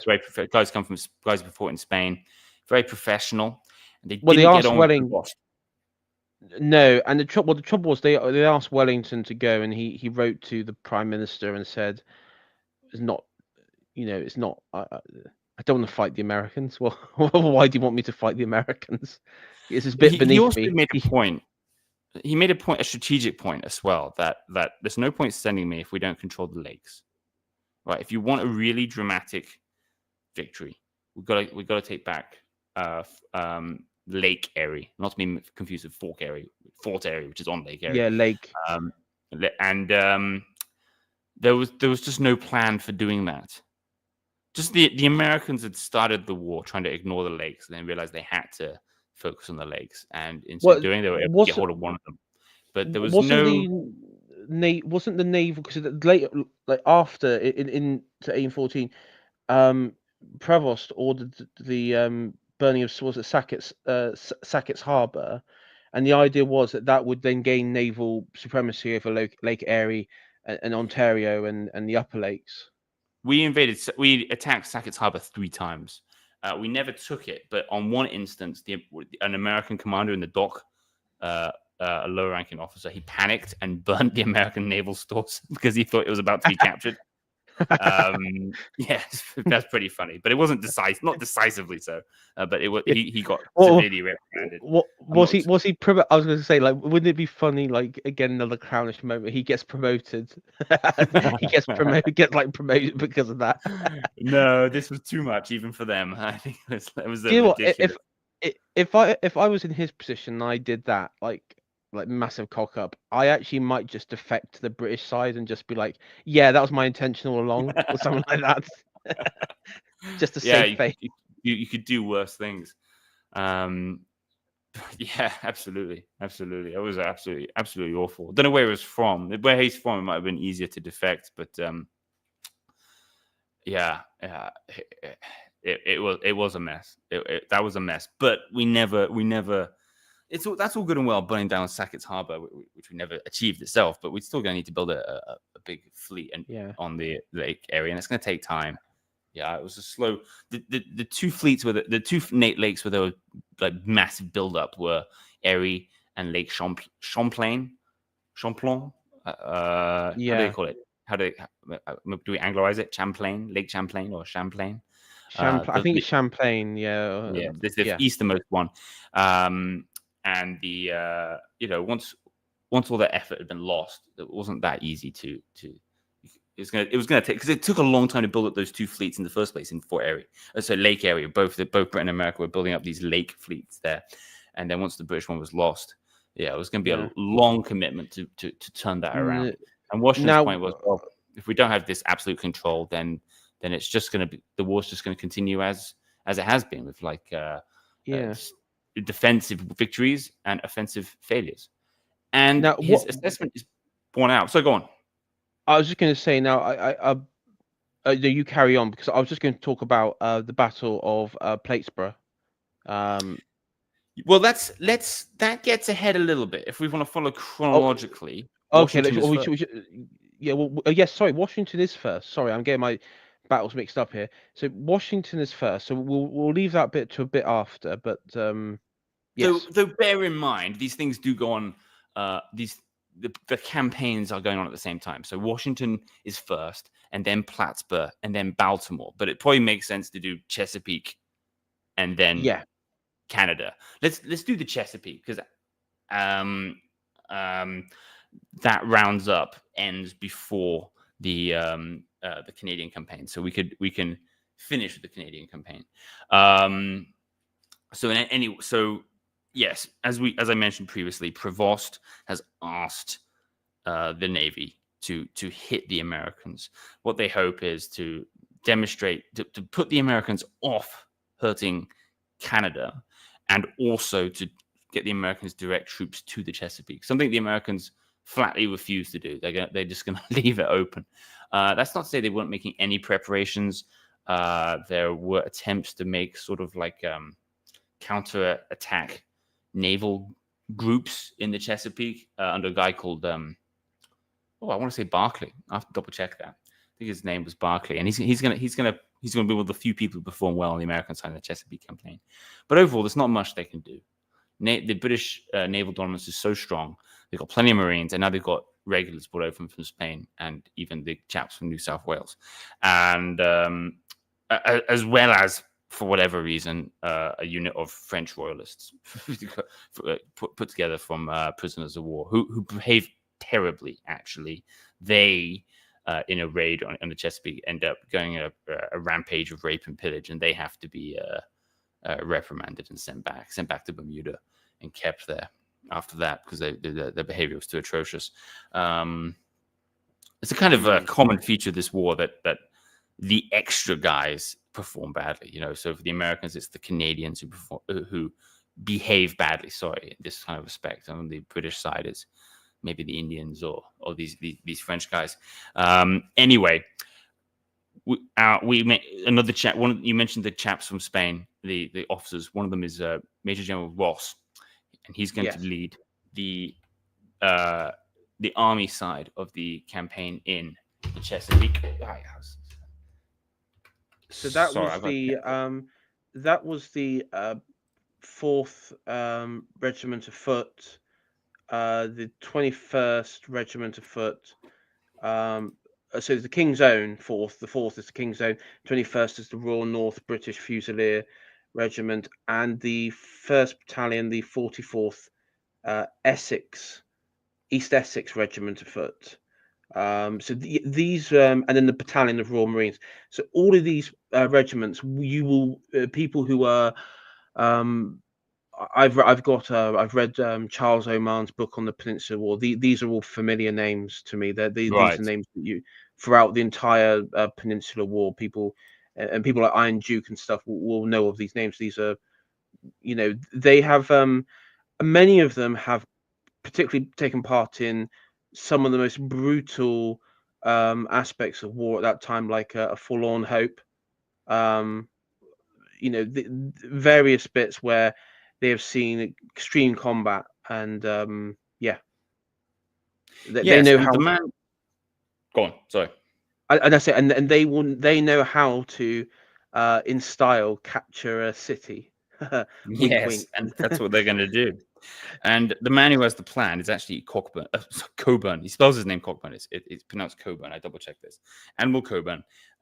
He convinces Ross to go along with it. Ross is skeptical because it's quite a risky endeavor. The plan is to sail up as far into land as they can by river, and then unload. They got 5,000 men, and then march overland to Washington. And in the march overland, that's the risky moment. That's when they could be, if there were serious American preparations, they could be encircled. But there are no serious American preparations. Once the Americans land, the British land, the Americans still believe the British are going to hit Baltimore. Baltimore is strategically more significant. It's a big naval base. It's important to the economy. They think Washington is strategically insignificant, but the British aren't interested in that. Actually, they're not there to win the war so much. It's not. They don't have an opportunity to win the war in the Chesapeake. That's not the point. They already control the sea anyway, so taking out Baltimore isn't that important. But by hitting Washington, they can humiliate the United States. That's what they want to do, and so that's the plan they take. And the Americans just are completely unready for it. They quickly have to bring out the militia, and they make an attempt to meet the British at Bladensburg. And present at Bladensburg, you have Monroe and you have Madison. Monroe, future president, takes it upon himself to try and take command of bits of the militia, and in so doing creates confusion. And he tries to redeploy part of them, which means that part of the army is no longer aligned with the rest of the army. It just makes a mess. And the militia themselves are not sure who they're supposed to be, whose orders they're supposed to be listening to. Madison watches. And remember, Madison was committed to this idea, this Jeffersonian idea that the militia is the kind of army that America needs. They can fight the British. And at Bladensburg, the Americans have a position behind a river. That's a bridge. It's a pretty good defensive position. The British, these chaps you're talking about from the Peninsula campaign, they take the bridge. They march across it under fire while being shot at, but they don't break, and they just not an especially imaginative battle. They just go forward and they fight the Americans. The Americans break. And Madison himself admits himself that he never understood before that moment the difference between regulars and militia. And now he understood it. Now he'd seen it. Okay, the fantasy has been broken for him. 2 years into the war, but okay, more than 2 years, just. Once, And with sorry, the how is it that Washington D.C., which is, I mean, it's basically situated, within or next to Maryland, right? Mhm. It's how is it so, um, how is there such a poor level of defense for the capital city of the American Republic? From their point of view, it wasn't an important place to be attacked. So if it's not going to be attacked, we don't need to defend it. They were ready in Baltimore, as we're going to say, as famously, right? So Baltimore's the next one, and in Baltimore they are ready. The British probably shouldn't have bothered attacking Baltimore because Baltimore they had built fortifications before the war. They put troops there during the war, and so it was ready. But Washington, yeah, I mean, I'll tell you what. Nothing about Washington was ready at this point. It is a new city. It's not really an excuse because they can build forts pretty quickly when they need to, as they did on the lakes. Yeah, But in Washington, did you know that in the early history of Washington, the first couple of generations, a lot of politicians died young and got sick because they didn't have proper sanitation. They didn't have proper the water and the toilet facilities were just so bad, the sewage, that people were getting sick all the time. It was famously a very muddy, inconvenient place. So it's really would have still looked like a building site at this time. So it's not, you think of Washington today, you think of the white marble and the civic buildings. Well, it's not there yet. no.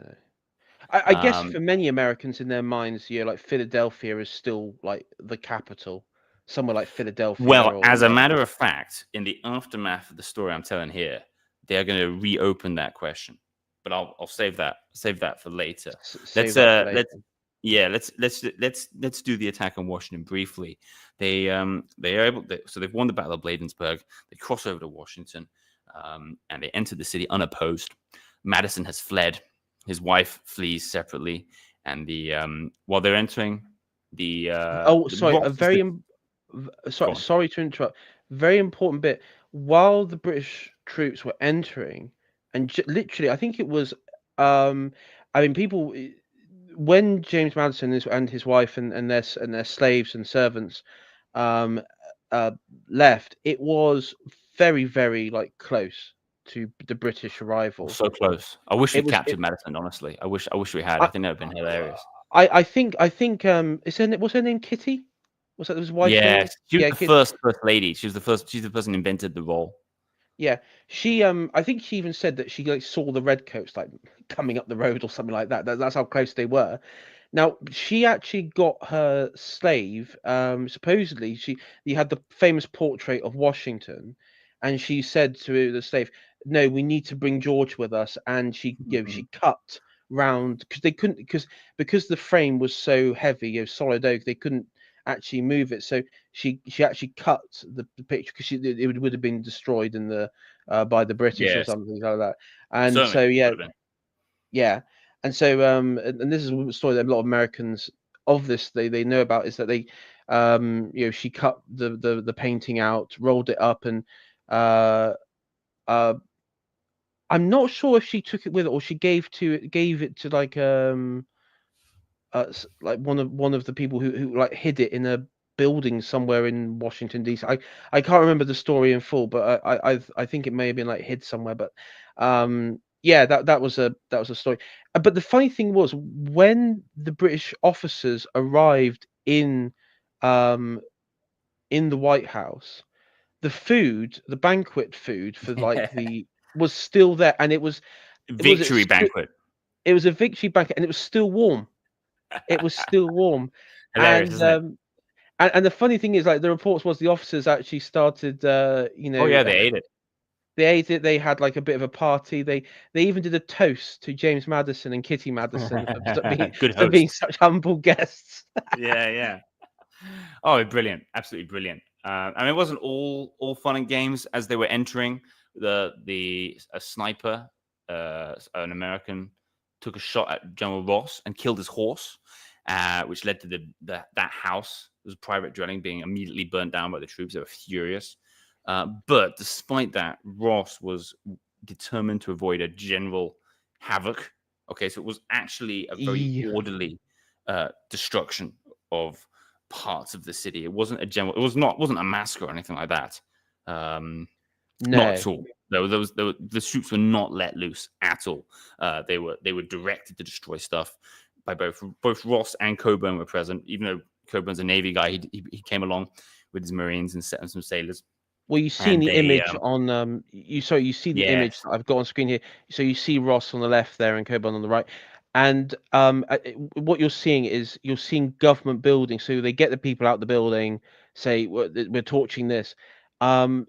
I think the only bit where it got a bit hairy was that there was like a tavern at was it Do Not Point or something like that, or Do Not Well, there's one of the taverns in DC where supposedly there was like a the British soldiers like a punch, like did like a beat up a couple of Americans or something, and right. Well, it's over going to beer happen and a stuff. little bit. I'm not saying Yeah, everyone was polite the whole time, but yeah. just that one should bear in mind we're not talking about the raising the whole city. They targeted specific buildings. Oh no, no, Um, this wasn't like full on like sack the city and put them all no, to the swords no. or anything like that. The No. there was the U.S. Patent Office, for example, was spared because the guy who ran it was a English guy. Actually, he was born in England, and he just said it's important for science and economy and stuff. Please don't burn it. And the officers agreed. Okay, we're not going to burn down the patent office. And then uh, Boo, yeah, boo. yeah, maybe. But well, Coburn, because he'd been on the coast, the British on the coast, right? They read the American newspapers, and Coburn was particularly annoyed at the National Intelligencer, which was always writing naughty things about him. So their office was in Washington, so he went with a group of Marines and purposely demolished that, built their offices. Based. Yeah, I think so too.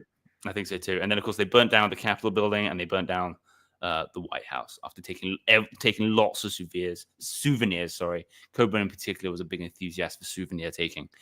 He got and there's bits. I think there's still bits and bobs from Washington in Britain today. I think every now and then the Americans get something back as part of diplomatic. Saying, hey, have this thing from Washington that we took in 1814. But there we go. That was mission accomplished. When he stayed there about 24 hours, there was a storm actually, which made it less comfortable to stay there. In fact, the British suffered casualties from the storm. It caused some building that was being demolished to collapse on soldiers, killed about 30 guys. So we got a bit unlucky with that. But that all being done, mission was accomplished, and the British were able to withdraw. And it was a great So, victory for the British, and a great humiliation that they'd been able to inflict. so far, let's just do like a quick recap of up to this point of the war. The Americans have been basically ground to a halt. There's no more. There's no more. They're not capable of an invasion into Canada. They're actually now been on the defensive because there's Yes, been British defenses in New York and along the lakes. Um, they managed to crush a Cree rebellion in the south. I mean, their control of their naval is non-existent along the Atlantic, and now their yeah. capital has just been torched. And in very humiliating fashion, their president has fled to. Where did he go to Baltimore? Where did he go actually after this? He didn't go to Baltimore, but I'm 90% sure he didn't go to Baltimore. But I don't actually know where he went. I'm sorry. I'd have to Oh, okay. check that. I do know that he got shouted at as he traveled. I'm sure he went south and west. I'm sure he went into Virginia. Oh, I'm oh, 90% sure. he went to Brookville in Maryland. Oh, Maryland. All Uh, right, my mistake. it, oh, I do oh, remember he's reading. oh, do you know he stayed with like a with a Quaker. Oh He yeah, stayed with a Quaker. Oh dear, good for oh him. dear. He stayed at Silversmith. Bentley's house, which is now known as Madison's house. There we go, Brookville. Madison's Um, runaway house. Madison's um, hideaway. That's what they should call it. yeah. I mean, okay, so I'm guessing at this point even the more hawkish Americans were like, okay, maybe the war needs to come to an end at this point because this is all They're, getting. they're already in Europe. They're already in Europe, including the aforementioned Henry Clay. Henry Clay was a war hawk, but he gets a job on the peace team along with a guy called Galaton. Galaton, I think, is French Swiss. Galatin, maybe if we anglicize his name. They were in Europe already trying to negotiate peace. They first go to Russia and try to get the Russians to mediate. The British aren't interested, and then we ended up meeting. Once we finally decide we will have a talk with them, we meet in Belgium, in Ghent, and negotiations. But the negotiations take months, right? So the negotiating team are in Belgium with the British team when they find out about the burning of Washington. So that must have been just a nightmare. These guys at this stage were very, very demoralized. Henry Clay and Galaton. So yeah, that is all going on simultaneously. It takes a long time because Britain at this point is happy to just see what's going to happen. We want the negotiations open because we want to have the end to the war. We want the best deal we can. So at this point, we're holding out for more victories. And with the burning of Washington, it's looking pretty good. But things from that point, if this is the high point for the British offensive, things after this do go less well. Okay, that is a fact. And as we saw in this war, the offensive was difficult. As Wellington said, we needed control of the lakes. We don't have it, and then we're going to pay the price. Pay the price for that now. Well, we'll mention briefly Baltimore because that only happens a couple of weeks later. Okay, so we try to repeat our action on Washington by attacking Baltimore. Famously, there's the bombardment of Fort Henry. Okay, which doesn't succeed. We bombard it with loads and loads of lead and iron and kill hardly anyone. The fort is just too well built. By this point, General Ross had already led a small expedition on land, not a full-on assault or anything, but in the process, he died. It wasn't many casualties at all, but he got British casualties in the Baltimore battle at all. But one of the few casualties we had was Ross.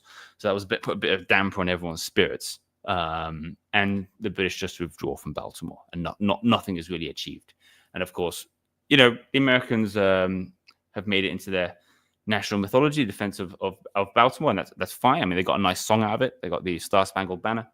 And I'm not knocking it. I mean, they won because the city was well prepared. The city was what Washington should have been, right? It wasn't a very dramatic battle in terms of there weren't a lot of casualties on both sides or anything.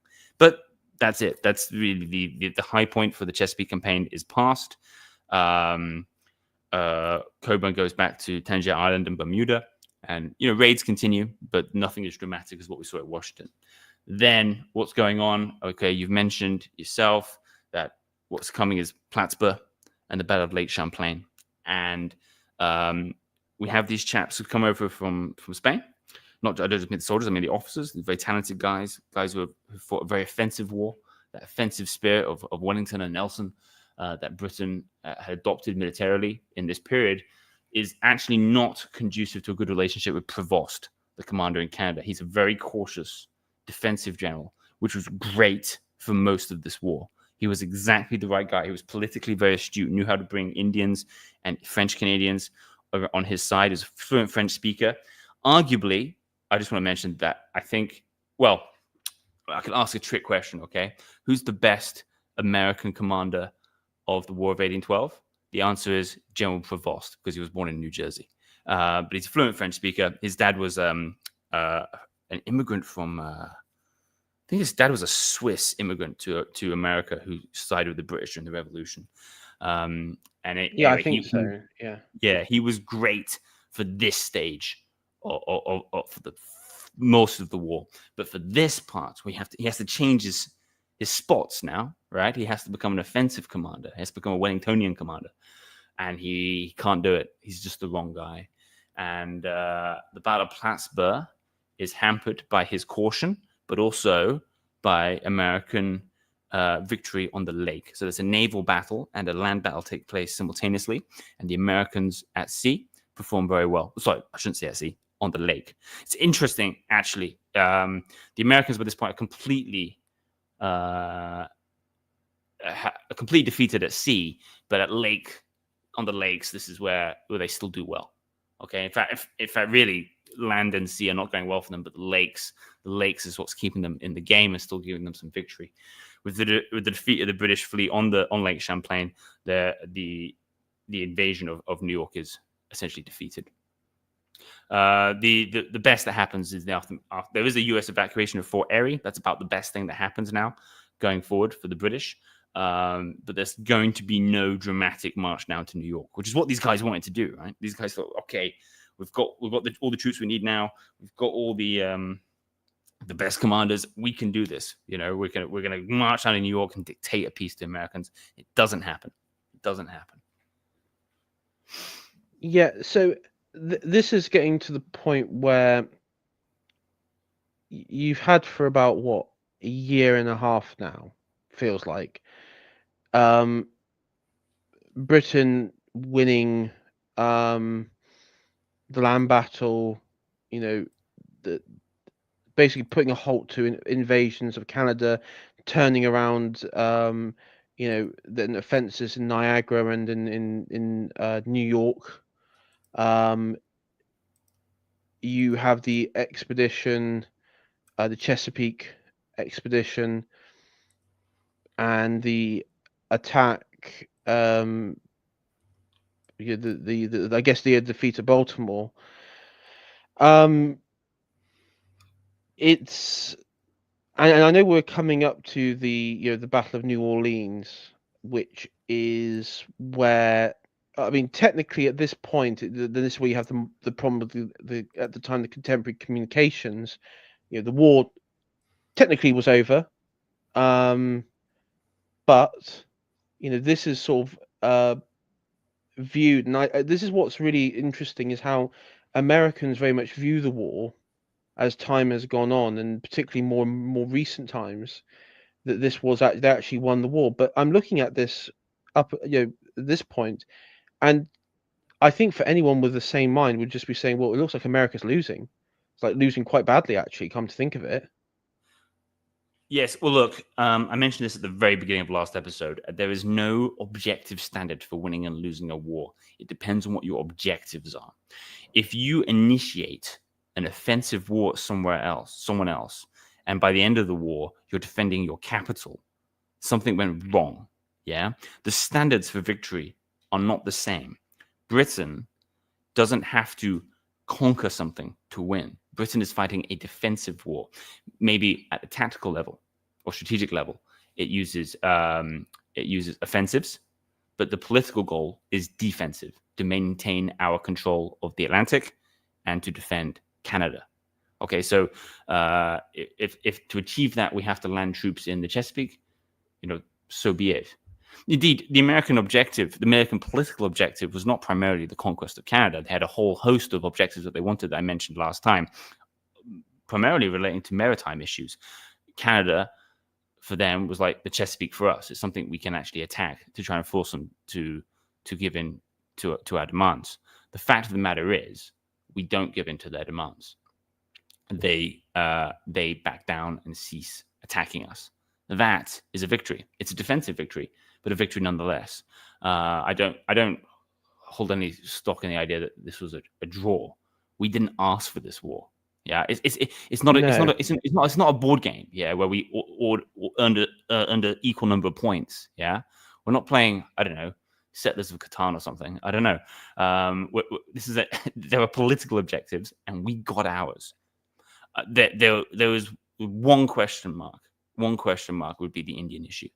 New Orleans is you mentioned New Orleans, and that's, in my opinion, that's kind of by the by.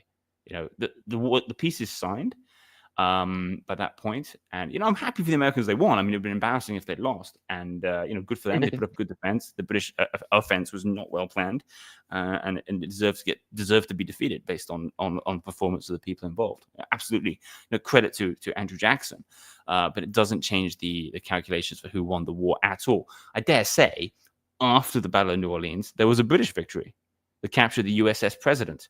That was 1 week later, January 15th, 1815. This is nearly a full month after the signing of the peace treaty. Granted, the peace treaty wasn't, even though it was signed on the 24th of December, it wasn't ratified until the 17th of February. So while the war is winding down and these battles don't affect the peace treaty, technically the two countries are still at war. So peace treaty has been made, but the war is not actually over legally. In any case, we captured the USS President. It's at sea. It's the flagship of the US fleet, and we keep it. We keep a ship in the Royal Navy called President, HMS President, for the rest of the 19th century, just as a reminder that we can beat the US Navy. So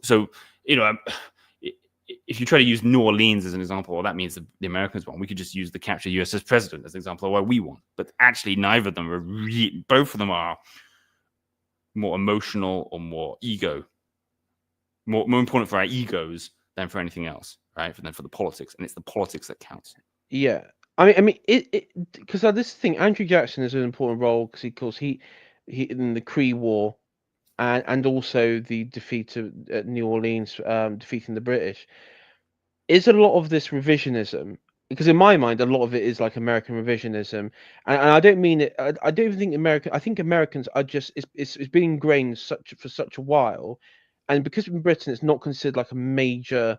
Isn't because at the time you had like the great battles with Napoleon and in Europe, Yeah, and you had it's sort of seen as a side note because as Wellington said, it's not like that important of a conflict when you think of it, and a lot of these battles that we were talking about, some of them were about with 2,000 men each side, with like the casualties on the battlefield of like a couple hundred or something like that. So it's not like you can't really compare it to like a Salamanca or Auschwitz, something like this. Yes, but Auschwitz or places like that. You can't really compare it to that what's going on in Europe.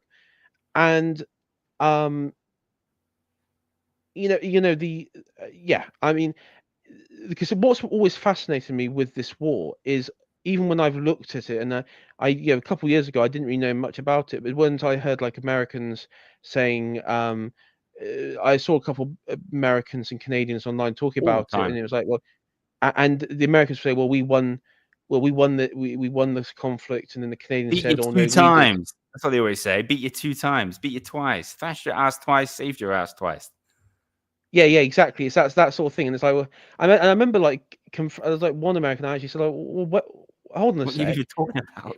Yeah, I've got like a list here. I mean, granted, it's on Wikipedia, but it's like a table of lists of victory to defeat ratio. Your capital gets burnt, and it's like your primary objective. Because I managed to get like one American to conceive, who is a friend of mine who I stream with. I won't mention his name, but I said, okay, objective was to capture Canada. You agree Strategic on that objective. basis? Yeah, the main objective. He goes, yes. Okay, you didn't do that. No, you had like a militia fuck around and pull ridiculous stunts in the middle of this. Correct? Yeah. Yes. Yeah. Your capital gets burnt down. Yeah. Oh, but we killed Tecumseh and we beat the Cree. Well done, big whoop de fucking do. You Yeah, defeated a yeah. couple of wigwam villagers. I mean, what is this? I mean, it's actually worse than you put it because I want to emphasize this point. Actually, the reasons the Americans went to war were overcomplicated. They had many reasons to go to war. Too many reasons. It meant that the focus of the war was confused in some way. Yes, yeah, But it's a but confused legacy as well because for of sure, that. confused legacy. The thing is, when Madison declared war and he listed the reasons he wanted to go to war, conquest of Canada was not one. You might say, well, okay, maybe it's an ulterior objective. And in some sense, that's true. But I don't discount the reasons he gave. Stop impressment, open up trade with Europe, stop Britain searching and stopping their ships on the sea. This was real serious economic issues for America. And then also the support the British gives to the Indians. So the only way they can't open up the Atlantic by winning a war at sea. They know they cannot do it. So conquering Canada as a strategic, well, particularly Upper Canada, as a strategic objective to give them ability to negotiate with the British. That is how I interpret their action. So that means the conquest of Canada is important, but it's actually not the ultimate objective. The ultimate objective is resolving the maritime issues. America at this time is more coastline than anything else, right? Yeah. They need to sell their stuff to Europe. We are stopping them doing so. So the question is not just did they conquer Canada? The question is, did they threaten British control or end British domination in the Atlantic or get us to concede on any of the maritime issues? Did we concede on impressment? No. Did we No. concede on our right to use blockade and embargo in war with whoever we like? No. No, we did not. Did we agree to stop supporting the Indians in any way? No. No, we did not. Though some of those Indians that we were supporting were dead. Okay, well, fine. So in some sense, it became moot. But on the other hand, some of the American ideas also objectives also became moot. Like impressment was no longer an issue because France was defeated. But we absolutely did not concede the issue. It was raised at Ghent. The British said no at the very beginning of negotiations, and then the Americans, not the government, the Americans there at present in Ghent, decided they're not going to raise the issue anymore going forward. So from the beginning, very early in the negotiations, they dropped one of the key three reasons Madison gave for going to war, and then did not achieve any of the others in the Well, negotiations. yeah. There's I mean, nothing in the treaty about them. none of the American diplomats could go in there with a straight face and like, yeah, want to curtail British naval power because it's like, well, number one, we have no naval power of ourselves. Yes, So, we and yeah, defeated their navy. our flagship has been captured. Yeah, Our dockyards. I mean, a lot of our dockyard in the Chesapeake was captured and torched and stuff. I mean, but yeah, burnt and stuff. I mean, okay, yes, we've got the Great Lakes. I mean, well, but no, when no, it they didn't get the. Sorry, they occupied Lake Erie. The other ones they we got Lake, controlled. sorry, Ontario, Huron, and Superior, yeah, we controlled all yeah, those three. At the very end, they also won a victory on Champlain, right? So 2 out of 5 you can give them. yeah. So I mean, even with the straight face, they couldn't like I don't think there was any like really like sensible person who could look at that and say, oh yeah, please British Empire, can you like curtail your naval efforts in the North Yeah, Atlantic? yeah. And it's like, No, it's not yeah. going to happen. It's not I going mean, to I mean, happen. I mean, I not get being it. funny. I just have like this vision of like, by the way, Block Island. Could we have our island back, please? Well, hey, it wasn't a given at all that they would get to keep all their territory. What we haven't mentioned in the conversation, we'll just mention it briefly now, but in 1814, we occupied the eastern third of Maine. Now, Oh yes, we haven't mentioned it because we kind of focus on the battles and we use the battles, then the data battles as a kind of guide as we go through the war. There was no battle in Maine. We just marched in and insisted people swear allegiance to the king, which many of them did, and prepared to annex the place. And the territorially, there are 3 areas we were interested in. We're interested in lowering the border between Canada and New York. So we're a sliver off the top of New York State and Vermont, a bit of Maine, and then in the west, we were interested in an Indian country, basically making an independent state under Tecumseh. The death of Tecumseh that became a hard bargain to push for because who's going to run this place?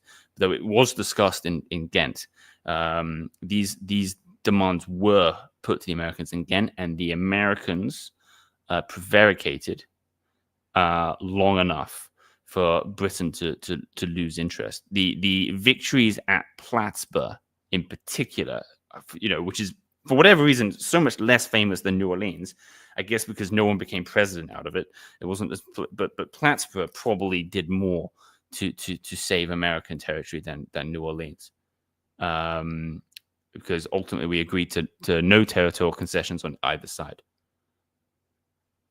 Had we won Plattsmore, and had Baltimore been sacked, it's quite possible that a bit of Maine would have been sliced off. The Indians, I don't believe the Americans could have given on the Indians at all. I think they would have been willing to continue the fight if that was absolutely demanded of them. But a little bit of Maine was within the realms of possibility. So the Americans did achieve something.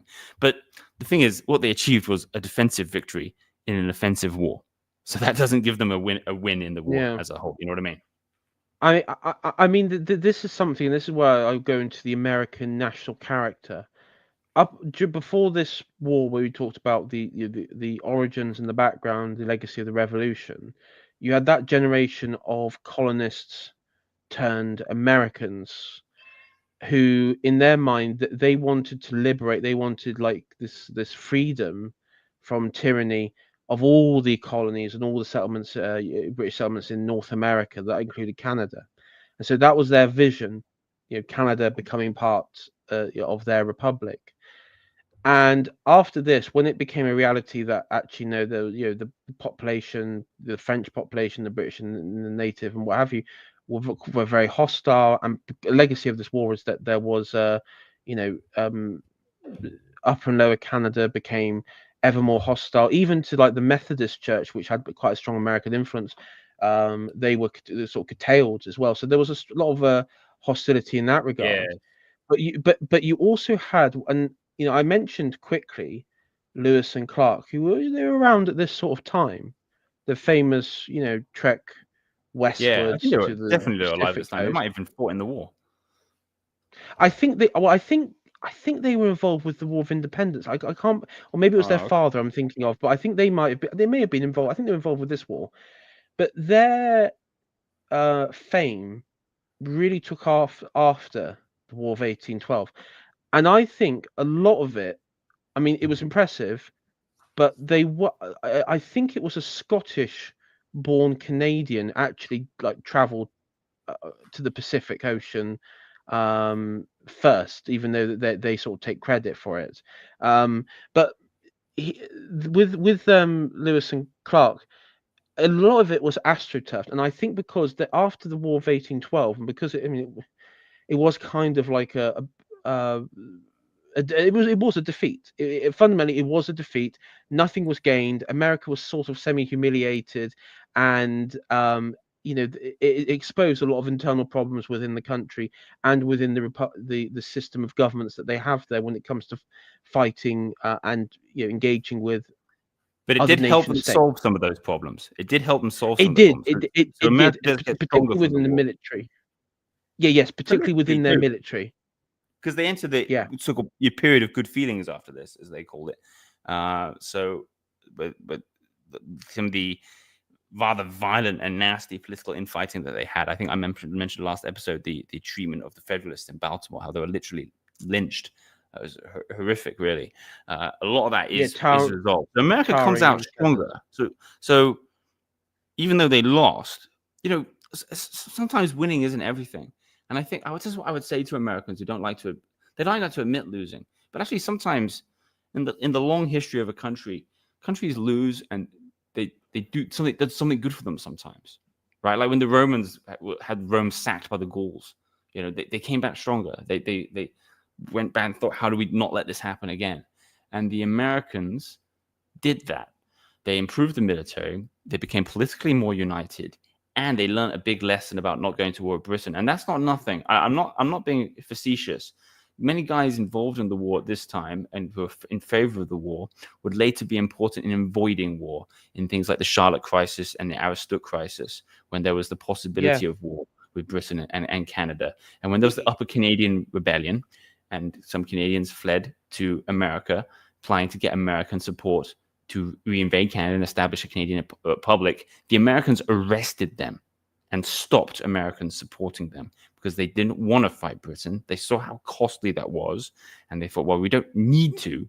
We can focus on expanding west and south, and that was the right choice. yeah. And if That was the American. That's what I was getting at, was that the American vision, the generation that came after their vision, they basically, and this is something that's incredible, is they actually really just forgot about Canada. It didn't really yeah, function for them in their mind. Their thing was, well, we're going to go west. We're going to go west. We're going to conquer the vast open spaces, the plains of the west, and of course they would come across against the various Indian tribes, but also briefly the Spanish Empire, then the Mexican state, switching between Mexican Republic and Empire, and of course, you had the American-Mexican War. And because of the legacy with the War of 1812, there were, again, a lot of Americans that were quite hesitant to go to war with Mexico. They were quite hesitant with this. They were very cautious with that fighting. I mean, one thing that did occur. um, you mentioned you had a period of good feeling. You then did have, in the build up, of course, to the Civil War, you had um, the sort of emerging pro-slavery, anti-slavery, North-South divide. Now, a lot of that, I think, post again another revisionist point. I don't know how prevalent it was in wider society. It is made out to say everybody in the North was against slavery and everybody in the South was for it, and everyone in the North South hated each other. I mean, reality, it's probably like a small faction of political, um, you know, fanatics on both sides that were dedicated to those sorts of causes. I think maybe probably the vast majority were either indifferent or maybe had feelings one way, but weren't, it didn't dominate their view. I mean, I take, for example, Kansas. You had like before the American Civil War, you had that sort of like internal conflict between like those two factions. Pretty Yeah, gruesome. sure. So things start breaking down again, but before the Civil War, that's true. And Andrew Jackson is actually part of that story because he the rise of his new political party, the New Democratic Party, is part of the breakdown of the era of good feelings. Yeah. Um, and I will say, I mean, I think where the militia redeem themselves is with Texas, the rebellion, the Texans, the Anglo population in Texas rebelling against the Mexican uh, Republic at the time, Yes, but and it's another defensive war like the American Revolution, right? So they don't have to conquer Mexico; they just have to defend the territory they've seceded with from Mexicans trying to retake it. Still takes the lessons of 1812, though, is that if they're going to fight an offensive war, as they do against Mexico, they need the regulars, right? And it's the regulars who land in the Mexican heartland and conquer it. They don't send militia to do that, but they try to send militia to do Canada. So the Americans learned their lesson. I mean, I think in the Alamo, for example, which is like um, on the American mythological sort of level, it's up there. It's like the Alamo itself, Sure. in particularly in Texas, it's a very important one because it's martyrdom, and martyrdom is in any society. Martyrdom is it's a very strong thing because that's the ultimate sacrifice, isn't it? So it's real. It has a real Yes. implications. Martyrdom, and you had Davy Crockett, for example, again famous frontiersman, and he was part of, was it the Tennessee militia? I don't I know. can't. He led one of the militias, American militias. There, they were like volunteers. Um, it's either Tennessee or someone in the chat will probably correct me for one of the American ones, but he led one of the militias, and because they had like a heroic last stand. I think a lot. I think the militia, the American militia, was sort of redeemed in that, and this was in 1821. I think it was 1821 or 1824. The Alamo. I'm not very Sure. good with the. But So it was within recent memory of that. So they were redeemed, but as you said, the future was the U.S. Army. It was actually a proper standing regular army. yes, indeed, right. They needed to be professional. Though I'm not, there's other things about American military culture that to me are strange. Like, but this is maybe moving on our topic. I don't really. It's a strange phenomenon where the U.S. Army never really becomes like the best, and I don't mean the American military. I mean specifically the U.S. Army, because for whatever reason they develop a military culture where the main offensive force is the Marines, and they have the Marines are their own service, unlike in our military where the Marines are part of the Navy.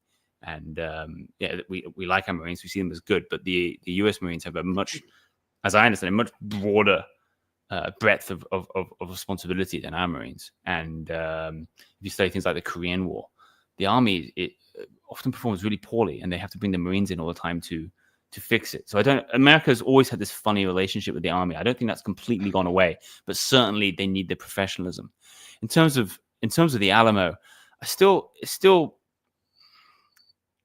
think it says more about Americans need for a particular kind of story about themselves.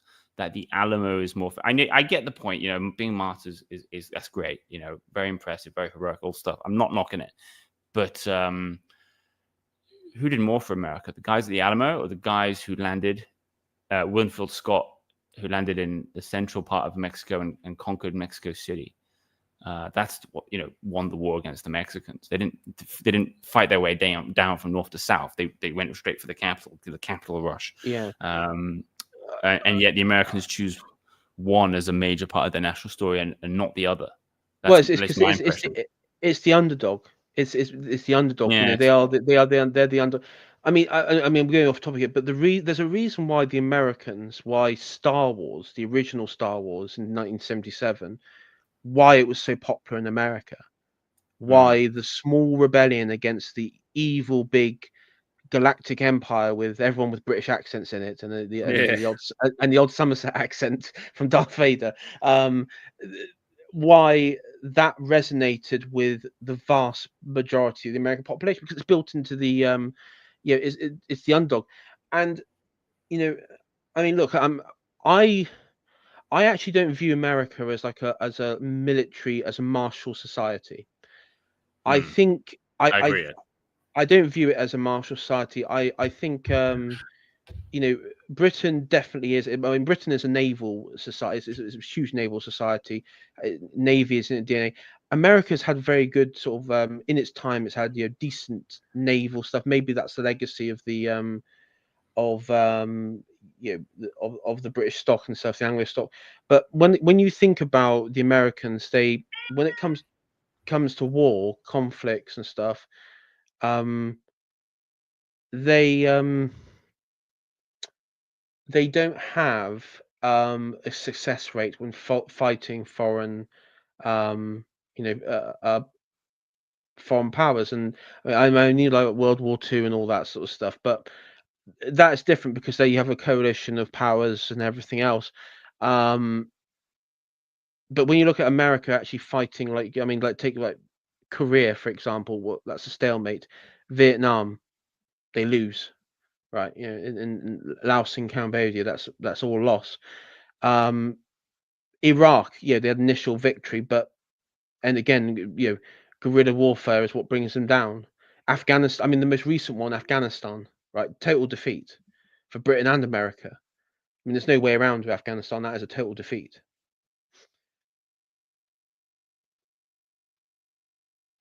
So, yeah, I don't think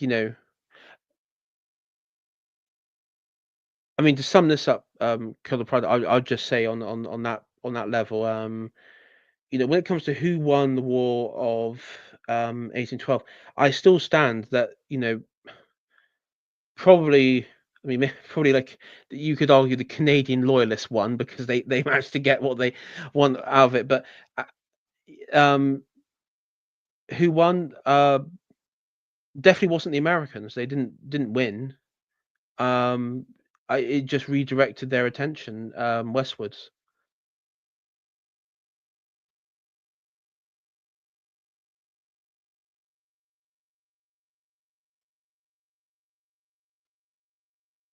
Are you still there, Colonel Pride?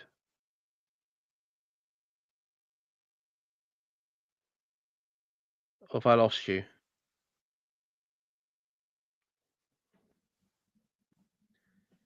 Uh-oh. Hello. I should be. That's the wrong mic. Hello. Can you hear me? I can hear you now. Yes.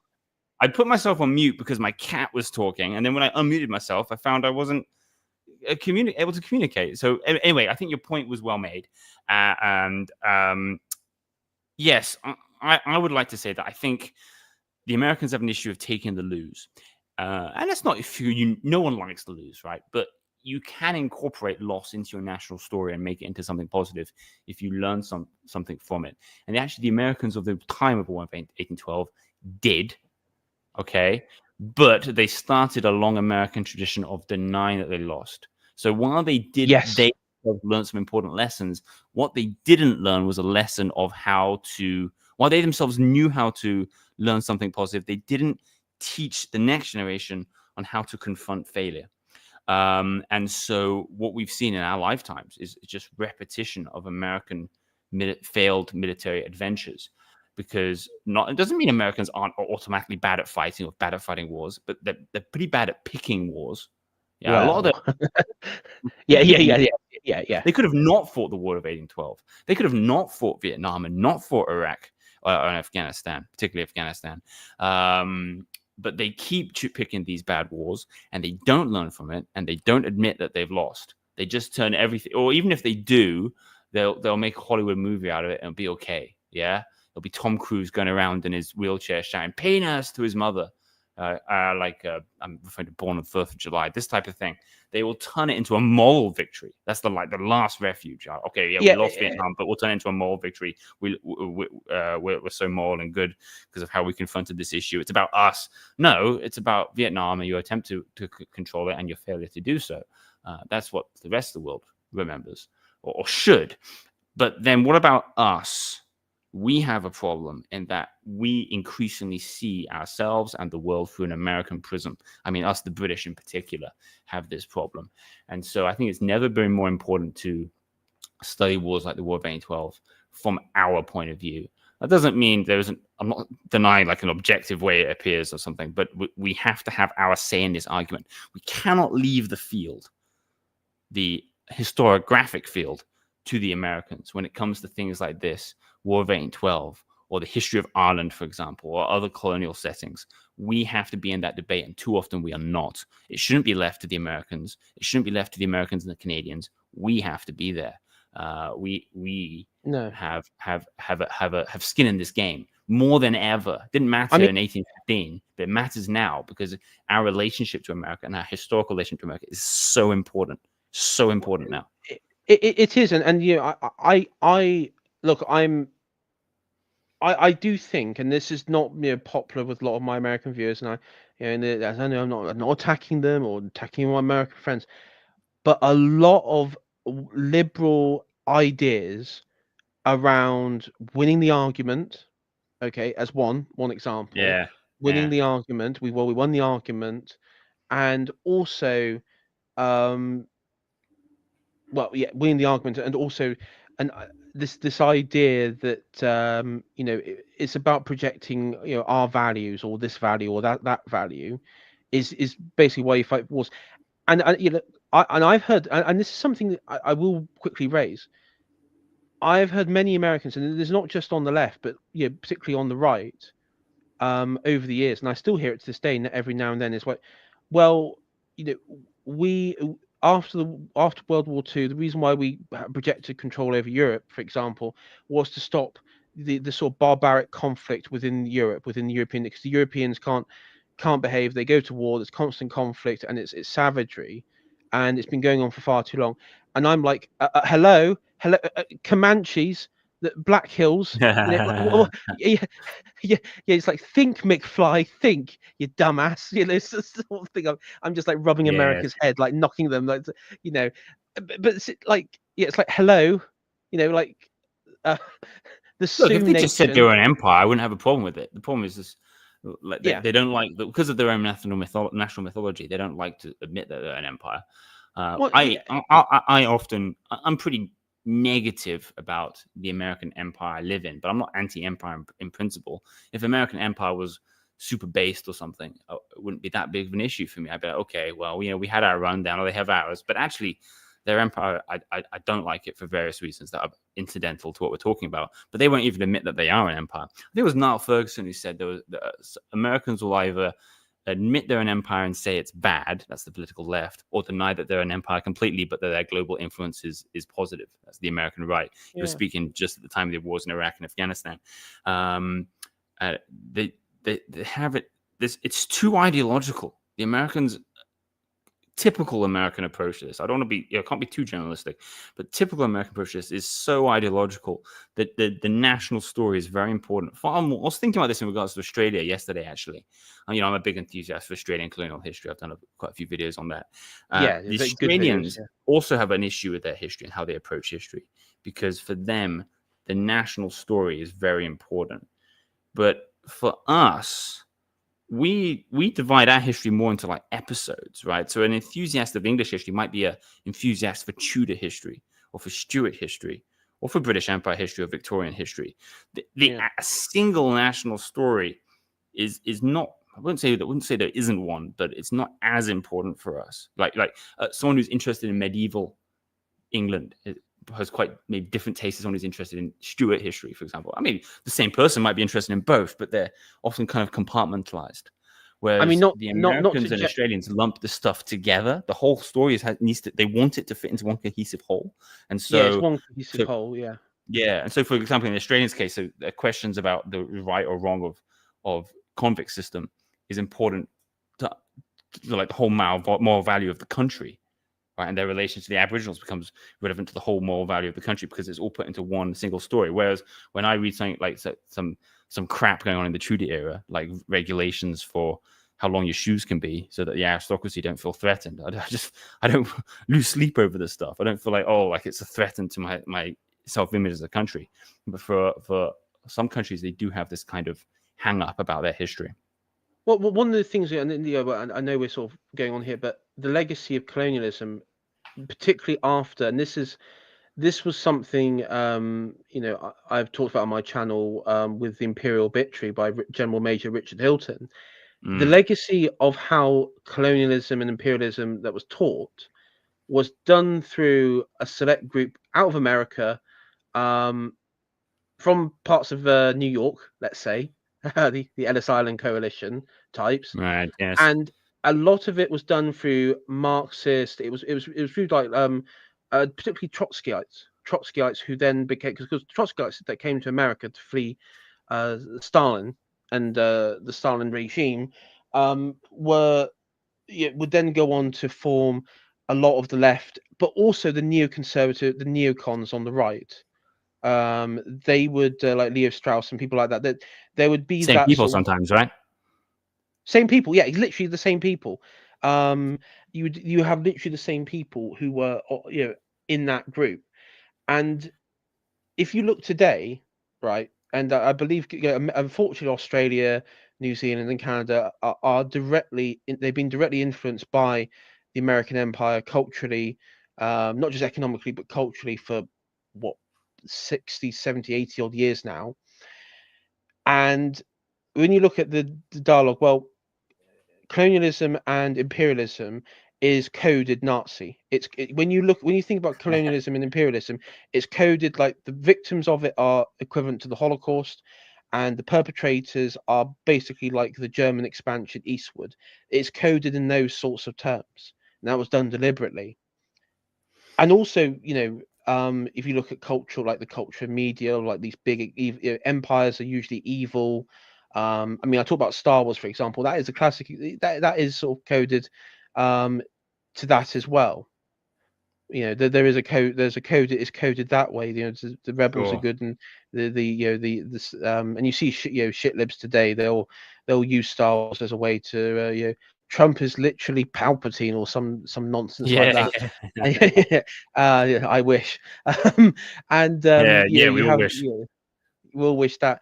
And the same thing is with the British Empire, and even today in Britain, for example, the biggest voices of anti-colonialism and anti-imperialism is people on the pro-Palestine side. Like with that, and you have Yeah. groups like Palestine Action, Mm. who are a prescribed terrorist, and for the sake of the UK government, we all condemn them as an awful illegal regime, illegal um, group Nasty group of within the people. UK. Yeah, Yeah. nasty group. And I do not condone them. I condemn them, and I love Keir Starmer and all that sort of stuff.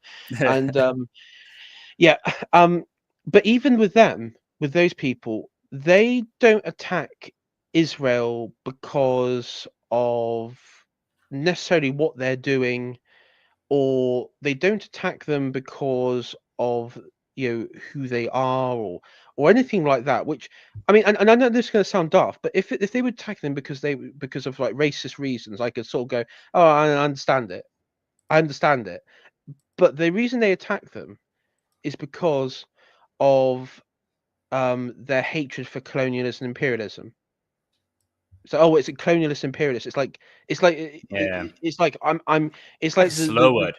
the slop brain has been activated to stop, to be the resistance. That is sort of what you have, and this is universal across everywhere, because I mean colonialism and imperialism, I mean a lot of the time people don't even understand the difference in terms. Colonialism is very different to imperialism. I've often Australia, complained about this too, though ourselves, the British made this into a bit, messed this up a bit as we started to refer to all our overseas territories as colonies, which is, you know, ridiculous. I try as much as possible to stick with the biological, zoological analogy. Like a colony of pigeons is not a territory ruled over by pigeon bureaucrats, right? But for some reason, we started to refer to territories like that as colonies. It should be where we live. yes, I mean Australia, New Zealand, Canada, parts of South Africa, parts of Yes, these are Rhodesia. colonies, right? Yeah, But the we often refer to colonies. India as colonies, and that's or you know, or even bits of other bits of Africa, and it really confuses the issue. It's really not good. Yeah, it's imperialism. I mean, God, could you imagine if they were genuine colonies and we like Yeah. crucified the populations? I mean, we have so many problems nowadays. But um, yeah, I mean, yeah, exactly. So even the terms have been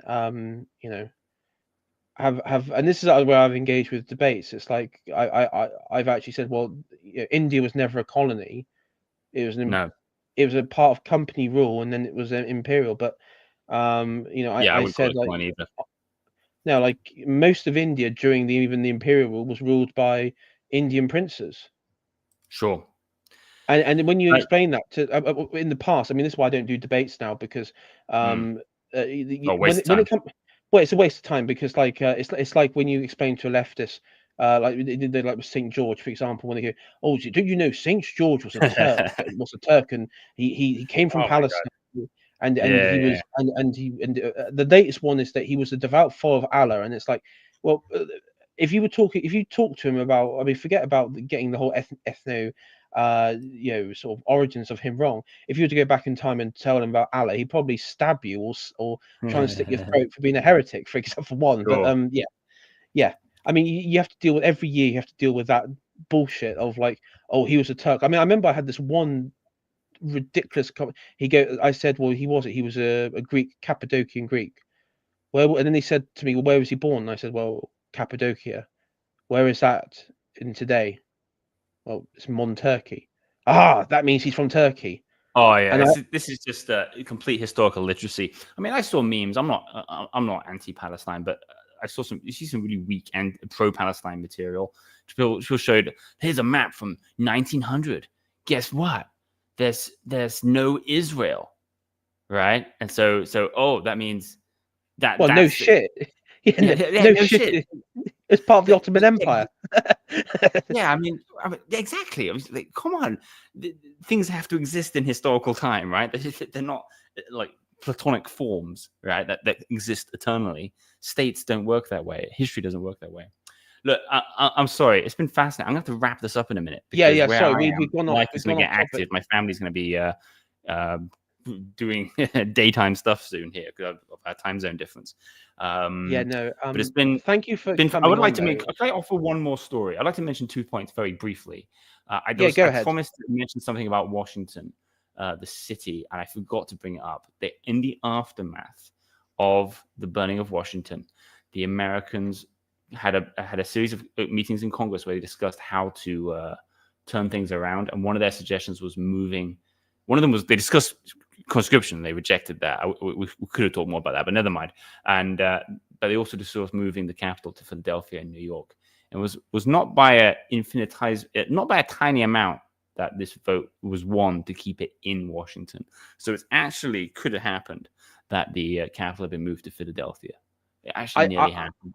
I mean, the reason they won it was because the other states didn't want New York or Pennsylvania having like being like the Yeah, northern. dominant. They didn't want a northern city. No, That's right. they didn't want So northern that city. and I'd like to make one more anecdote. Right? It's a question of who won the war, and I've already said unequivocally, I believe the British won. Canadians can claim it as part of that victory for sure, definitely. The Americans lost, but in all the controversies, what happens to the lives of the people on the ground, is relevant. It matters, and individuals win, individuals lose. There was one. I just want to mention this one story. There was this American guy at the massacre of Fort Dearborn, who, oh, you know what? I'm really gonna have to wrap it up. This story will have to be another time. That's all right. uh, Don't worry. Don't worry. family is here, and I'm gonna have to. I'll have to leave you that on a bit of a cliffhanger. Oh, let me see if I can get through this. This guy at massacre of Fort Dearborn, all everyone around him is slaughtered by the Indians, and he's saved by an Indian woman.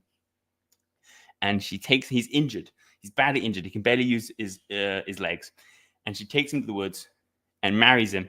And in exchange for saving his life, she insists he marries her 3 daughters. So this guy ended up with a harem in the woods. Maybe he won the War of 1812. Yeah, yeah. I mean, yeah, that's a pretty cool win, in some way. Yeah. So I Um, really have to wrap it up there. I beg your pardon. yeah, Been fantastic though. Thank you very much for having me on. Thank you to anyone who listens. It's always great to engage in these topics, and I really appreciate coming on. And I hope we can talk again soon. yeah. And No, don't worry. We'll think future. up of another topics. See you around. Thank you, Kendrick, and see you everyone later. Cheers. Bye bye. Bye.